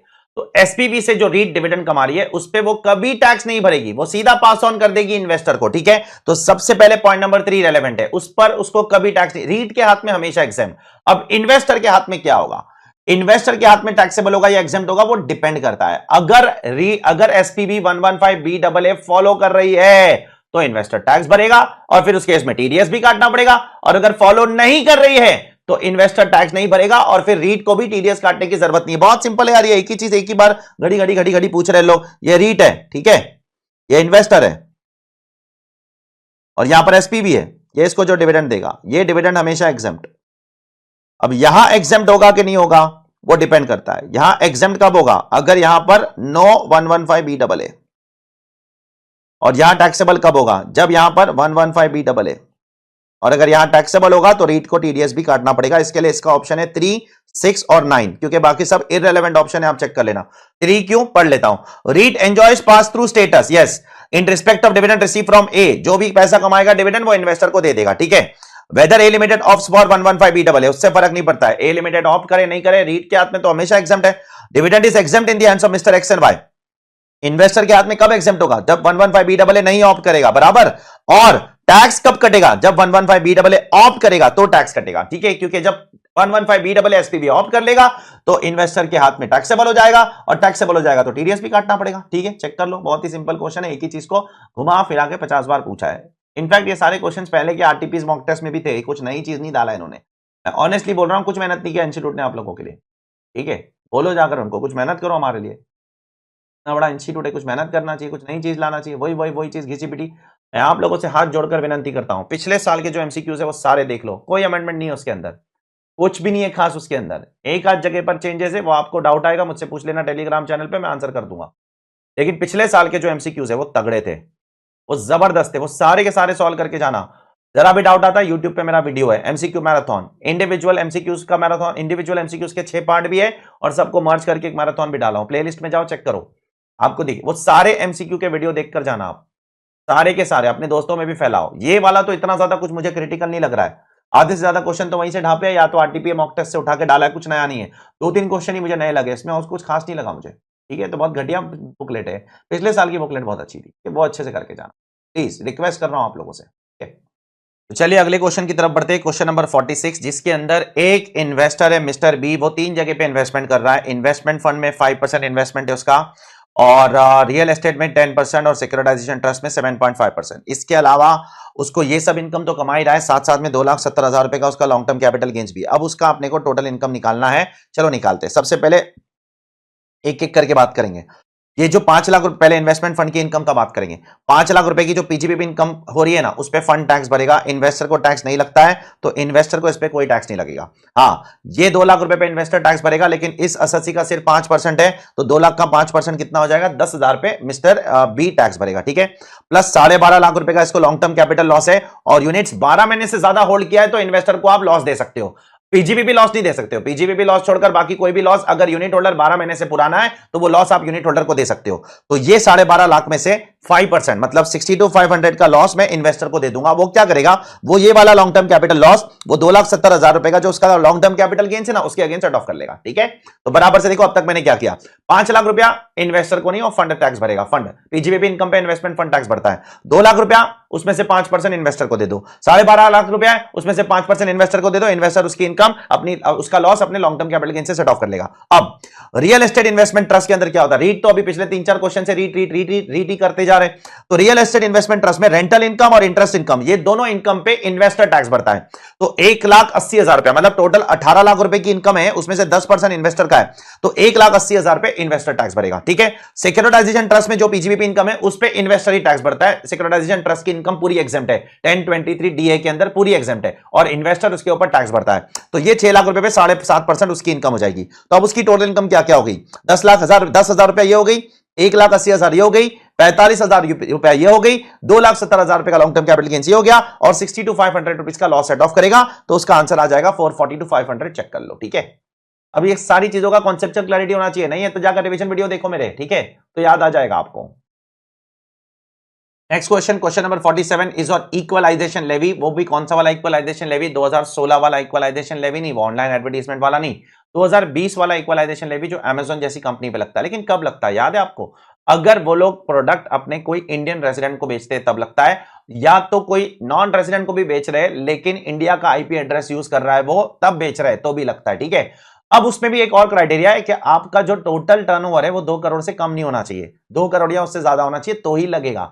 अब यहां पर देखो, दो नॉन रेसिडेंट कंपनीज है, दोनों भी ऑनलाइन इलेक्ट्रॉनिक फैसिलिटी अमेजॉन जैसी कंपनीज है, दोनों के दोनों नॉन रेसिडेंट है। अब इस पे पहले वाली कंपनी के ऊपर इक्वलाइजेशन लेवी लग जाएगा, क्योंकि सुन लो जरा, ये पहले वाली कंपनी क्या कर रही है, पहले सेल इंडिया के रेसिडेंट को कर रही है, वो कवर होगा। दूसरा सेल नॉन रेसिडेंट को कर रही है, उसमें से सिर्फ ये वाला कवर होगा जो इंडिया का आईपी एड्रेस यूज करके सामान खरीदते हैं। ठीक है, वो कवर होगा। तो अगर मैं इसका और इसका टोटल मारूं तो देखो ये 2 करोड़ रुपए या उससे ज्यादा आता है, तो इस केस में इक्वलाइजेशन लेवी लग जाएगा। लेकिन इसका और इसका मैं टोटल मारूं तो देखो 2 करोड़ रुपए के अंदर है, तो ये सेकंड वाले केस में इक्वलाइजेशन लेवी नहीं लगेगा। कब एप्लीकेबल होता है? 2020 में, जब अमेजॉन जैसी कंपनी जो एक नॉन रेसिडेंट है, जिसका इंडिया में पी नहीं है, और वो अगर इंडिया के रेसिडेंट्स को बेचती है या नॉन रेसिडेंट्स को स्पेसिफाइड सर्कमस्टेंस में बेचती है, जैसे नॉन रेसिडेंट इंडिया का आईपी एड्रेस यूज करके कुछ प्रोडक्ट खरीद रहा है तब, और साथ साथ में उनका जो टोटल सेल है वो 2 करोड़ रुपए से कम नहीं होना चाहिए, 2 करोड़ या उससे ज्यादा होना चाहिए। इसीलिए पीक्यूआर को इक्वलाइजेशन लेवी नहीं लगेगा और एबीसी को लग जाएगा, चेक कर लो। ठीक है, अगले क्वेश्चन की तरफ बढ़ते हैं। क्वेश्चन नंबर 48, मिस्टर राजेश एक रेजिडेंट है और वो एक एम्प्लॉय है किसी कंपनी का। ठीक है, अब एक फॉरेन कंपनी ने उसको कुछ ऑनलाइन एडवर्टीजमेंट का सर्विस दी। ठीक है, और उसने उसको पेमेंट किया। वो फॉरेन कंपनी का इंडिया में परमानेंट एस्टैब्लिशमेंट नहीं है, समझ लो वो फेसबुक जैसी कोई कंपनी है, फेसबुक जैसी कंपनी है, फॉरेन कंपनी है, इंडिया में परमानेंट एस्टैब्लिशमेंट भी नहीं है। मिस्टर राजेश को कुछ सर्विस दे रही है, ऑनलाइन एडवर्टीजमेंट की। मिस्टर राजेश भाई ने भी उसको 2 लाख रुपए पे कर दिए। अब क्या यहां पर इक्वलाइजेशन लेवी लगेगा? नहीं लगेगा। मैं आपको बताता हूं क्यों। 2016 वाला नहीं लग सकता है, क्योंकि 2016 वाला उन रेजिडेंट्स को लगता है जो क्या करते हैं पता है? पीजीबीपी करते हैं। ये अच्छा क्वेश्चन है, ये पहले कभी बुकलेट में आया नहीं है। जो रेजिडेंट पीजीबीपी इनकम कमाते हैं ना, उनके लिए एप्लीकेबल है। मिस्टर राजेश देखो एम्प्लॉय है, पीजीबीपी इनकम नहीं है, 2016 वाला इक्वलाइजेशन लेवी पॉसिबल नहीं है। 2020 वाला इक्वलाइजेशन लेवी भी पॉसिबल नहीं है, क्योंकि वहां पर ग्रॉस रिसीट 2 करोड़ रुपए से कम नहीं होना चाहिए। 2 करोड़ रुपए से अगर ग्रॉस रिसीट कम है तो 2020 वाला इक्वलाइजेशन लेवी भी नहीं लग सकता है। 2016 वाला क्यों नहीं लग रहा है? क्योंकि मिस्टर राजेश बिजनेस नहीं करता है। 2020 वाला क्यों नहीं लग रहा है? क्योंकि यहां पर ग्रॉस रिसीट 2 करोड़ रुपए से कम है, इसलिए यहां पर इक्वलाइजेशन लेवी बिल्कुल नहीं लगेगा। इसलिए इसका आंसर है पॉइंट नंबर 5, चेक कर लो। ठीक है, अब ये क्वेश्चन भी बहुत जबरदस्त क्वेश्चन है, क्वेश्चन नंबर 49। पहले दो कंपनी का डेटा सुन लो। ठीक है, ए लिमिटेड एक सिंगापुर की कंपनी है, वो एक वेबसाइट चलाती है। ठीक है, और इसका इंडिया में कोई ब्रांच नहीं है, उसका ग्रॉस रिसीट 3 करोड़। तो जो ए लिमिटेड है वो सिंगापुर की कंपनी है, उसका एक वेबसाइट है, उसका इंडिया में कोई ब्रांच नहीं है, उसका gross receipt 3 crore. B limited एक मलेशियन कंपनी है, उसका पोएम भी मलेशिया में, वो ऑनलाइन एडवर्टीजमेंट का सर्विस देती है, उसका ग्रॉस रिसीट भी 3 करोड़ और उसका ब्रांच है इंडिया में ब्रांच है। अब सुनो जरा, अब मिस्टर एक्स करके एक बंदा है यहां पर। ठीक है, मिस्टर एक्स करके बंदा है, वो ये पहले वाली कंपनी को 1 लाख रुपया पे करता है। अगर वो पहले वाली कंपनी को 1 लाख रुपया पे करता है, 1 लाख से ज्यादा पे नहीं करता है, ठीक है, तो यहां पर इक्वलाइजेशन लेवी लग जाएगा 2% वाला, 2020 वाला, क्योंकि 1 लाख तक पे करोगे तो 2020 का इक्वलाइजेशन लेवी लगता है, और 1 लाख से ज्यादा पे करोगे ऑनलाइन एडवर्टीजमेंट के लिए तो 2016 वाला इक्वलाइजेशन लेवी लगता है। और इक्वलाइजेशन लेवी 2020 वाला क्यों लग रहा है? क्योंकि वो एक अमेजॉन जैसी कंपनी है, उसका वेबसाइट है, साथ साथ में उसका इंडिया में ब्रांच भी नहीं है, और उसका टर्नओवर 2 करोड़ या उससे ज्यादा है, तो इक्वलाइजेशन लेवी लग जाएगा 165A वाला। अभी सेकंड केस में इक्वलाइजेशन लेवी नहीं लगेगा। क्यों नहीं लगेगा? क्योंकि ये मलेशियन कंपनी का इंडिया में ब्रांच है। अगर एक नॉन रेजिडेंट का इंडिया में पी है तो इक्वलाइजेशन लेवी का सवाल ही नहीं उठता है। 2016 वाला इक्वलाइजेशन लेवी भी पॉसिबल नहीं है और 2020 वाला इक्वलाइजेशन लेवी भी पॉसिबल नहीं है। तो बारीकी से सुनना मेरी बात, मैं फिर से बोल रहा हूं, पहले ए लिमिटेड के केस में इक्वलाइजेशन लेवी क्यों लगेगा? 16 वाला नहीं लगेगा। क्यों? क्योंकि 16 वाले के लिए 1 लाख से ज्यादा का पेमेंट करना जरूरी है। 1 लाख तक का पेमेंट पे 16 नहीं लगता है, 20 वाला इक्वलाइजेशन लेवी लगता है। 20 वाला इक्वलाइजेशन लेवी क्यों लगेगा? क्योंकि ए लिमिटेड एक नॉन रेजिडेंट है, उसका इंडिया में पी नहीं है, उसका ग्रॉस रिसीट 2 करोड़ या उससे ज्यादा है, और उसका पेमेंट जो कर रहा हूं मैं वो 1 लाख रुपए से ज्यादा नहीं है, तो ए लिमिटेड को 2% इक्वलाइजेशन लेवी भरना है। बी लिमिटेड के केस में इक्वलाइजेशन लेवी क्यों नहीं भरेगा? एक ही कंडीशन की वजह से इक्वलाइजेशन लेवी की वजह से बच जाओगे, दैट इज बी लिमिटेड का इंडिया में पी है। जिस नॉन रेजिडेंट का इंडिया में पी है उसको इक्वलाइजेशन लेवी क्यों लगाएंगे भाई? उसको तो डायरेक्टली इनकम टैक्स लगा के पूरा का पूरा 40% निचोड़ेंगे उससे। तो ये कॉन्सेप्ट है इक्वलाइजेशन लेवी का। ठीक है, चेक कर लो। फिर आगे बढ़ते हैं towards one last question, that is question number 50। ठीक है, क्वेश्चन नंबर 50, एक फॉरेन नेशनल है, फॉरेन कंपनी में काम करता है, फॉरेन सिटीजन है, फॉरेन सिटीजन है, फॉरेन कंपनी में काम करता है, इंडिया में आ रहा है कुछ दिनों के लिए सर्विसेज रेंडर करने के लिए, तो गवर्नमेंट बोलती है तेरी salary exempt provided to 3 condition fulfil कर। पहला कि भाई इंडिया में तू 90 दिन से ज्यादा मत रहना। दूसरा, उस कंपनी का इंडिया में कोई बिजनेस या ट्रेड नहीं होना चाहिए, उस कंपनी का, एम्प्लॉय का हो सकता है, एम्प्लॉय का हो सकता है, कंपनी का नहीं होना चाहिए जिसमें वो नौकरी करता है। तीसरा, वो कंपनी उस रेम्यूनरेशन को इंडिया में डिडक्शन के तौर पे नहीं लेना चाहिए। तो यहां पर क्वेश्चन ये पूछ रहा है कौन सा कंडीशन सेक्शन 10 में नहीं मेंशन है, कौन सा कंडीशन सेक्शन 10 में नहीं मेंशन है। सेकंड वाला नहीं मेंशन है भाई, मतलब एम्प्लॉय का इंडिया में ट्रेड या बिजनेस हो सकता है, उससे कोई दिक्कत नहीं है, एम्प्लॉय चाहे तो कोई भी ट्रेड कोई भी बिजनेस इंडिया में कर सकता है, कोई दिक्कत वाली बात नहीं है। हां, लेकिन उस कंपनी का इंडिया में कोई ट्रेड या बिजनेस नहीं होना चाहिए, वो एम्प्लॉय 90 दिन से ज्यादा नहीं होना चाहिए, और वो एम्प्लॉयर उसके सैलरी का रेम्यूनरेशन का पीजीबीपी में डिडक्शन या किसी भी लॉ में डिडक्शन, किसी भी सेक्शन में डिडक्शन क्लेम नहीं करना चाहिए। ठीक है, तो ये है आपके एमसीक्यू फॉर May 23। जैसे मैंने आपको कमिटमेंट दिया था कि जैसे ही कोई एमसीक्यू बुकलेट आएगा मैं आपको करवा दूंगा, तो मेरे हिसाब से मैंने 2 दिन के अंदर ही करवा दिया। 2 दिन पहले ही एमसीक्यू का बुकलेट आया था और मैंने करवा दिया आपको पूरा का पूरा एमसीक्यू। रिवीजन वीडियोस भी हमारे ऑलमोस्ट सारे अपलोड हो चुके हैं, सिर्फ एक ही रिवीजन वीडियो बचा हुआ है, वो भी मैं रिकॉर्ड कर ही रहा हूं, उसका भी हाफ हो चुका है। 2-3 दिन में वो भी आ जाएगा, वो काम भी मेरा खत्म। मेरे सारे कमिटमेंट्स अपनी तरफ से खत्म, और भी मैं अपनी तरफ से एक्स्ट्रा कमिटमेंट लेते रहता हूं, अपनी जान पे मैं कुछ ना कुछ जोखिम लेते रहता हूं। जैसे आरटीपी करवा दूंगा मैं आपको, मॉक टेस्ट करवा दूंगा, ठीक है, मैं कुछ जबरदस्त क्वेश्चंस बनाऊंगा आप लोगों के लिए, वो भी करवाऊंगा, लाइव करवाऊंगा, जबरदस्त क्वेश्चंस बनवा के, उस पर मैं बाद में बात करता हूं। ठीक है, तो ये है आपका एमसीक्यू। लेकिन मैं फिर से आपको एक चीज बोलना चाहता हूं एज ए कंक्लूडिंग पॉइंट, ये वाले 50 एमसीक्यू तो आपको करना ही है, नो डाउट, लेकिन लास्ट ईयर की जो एमसीक्यू बुकलेट है उसको आप इग्नोर नहीं कर सकते हो, वो ही आपका असली तुरुप का इक्का है।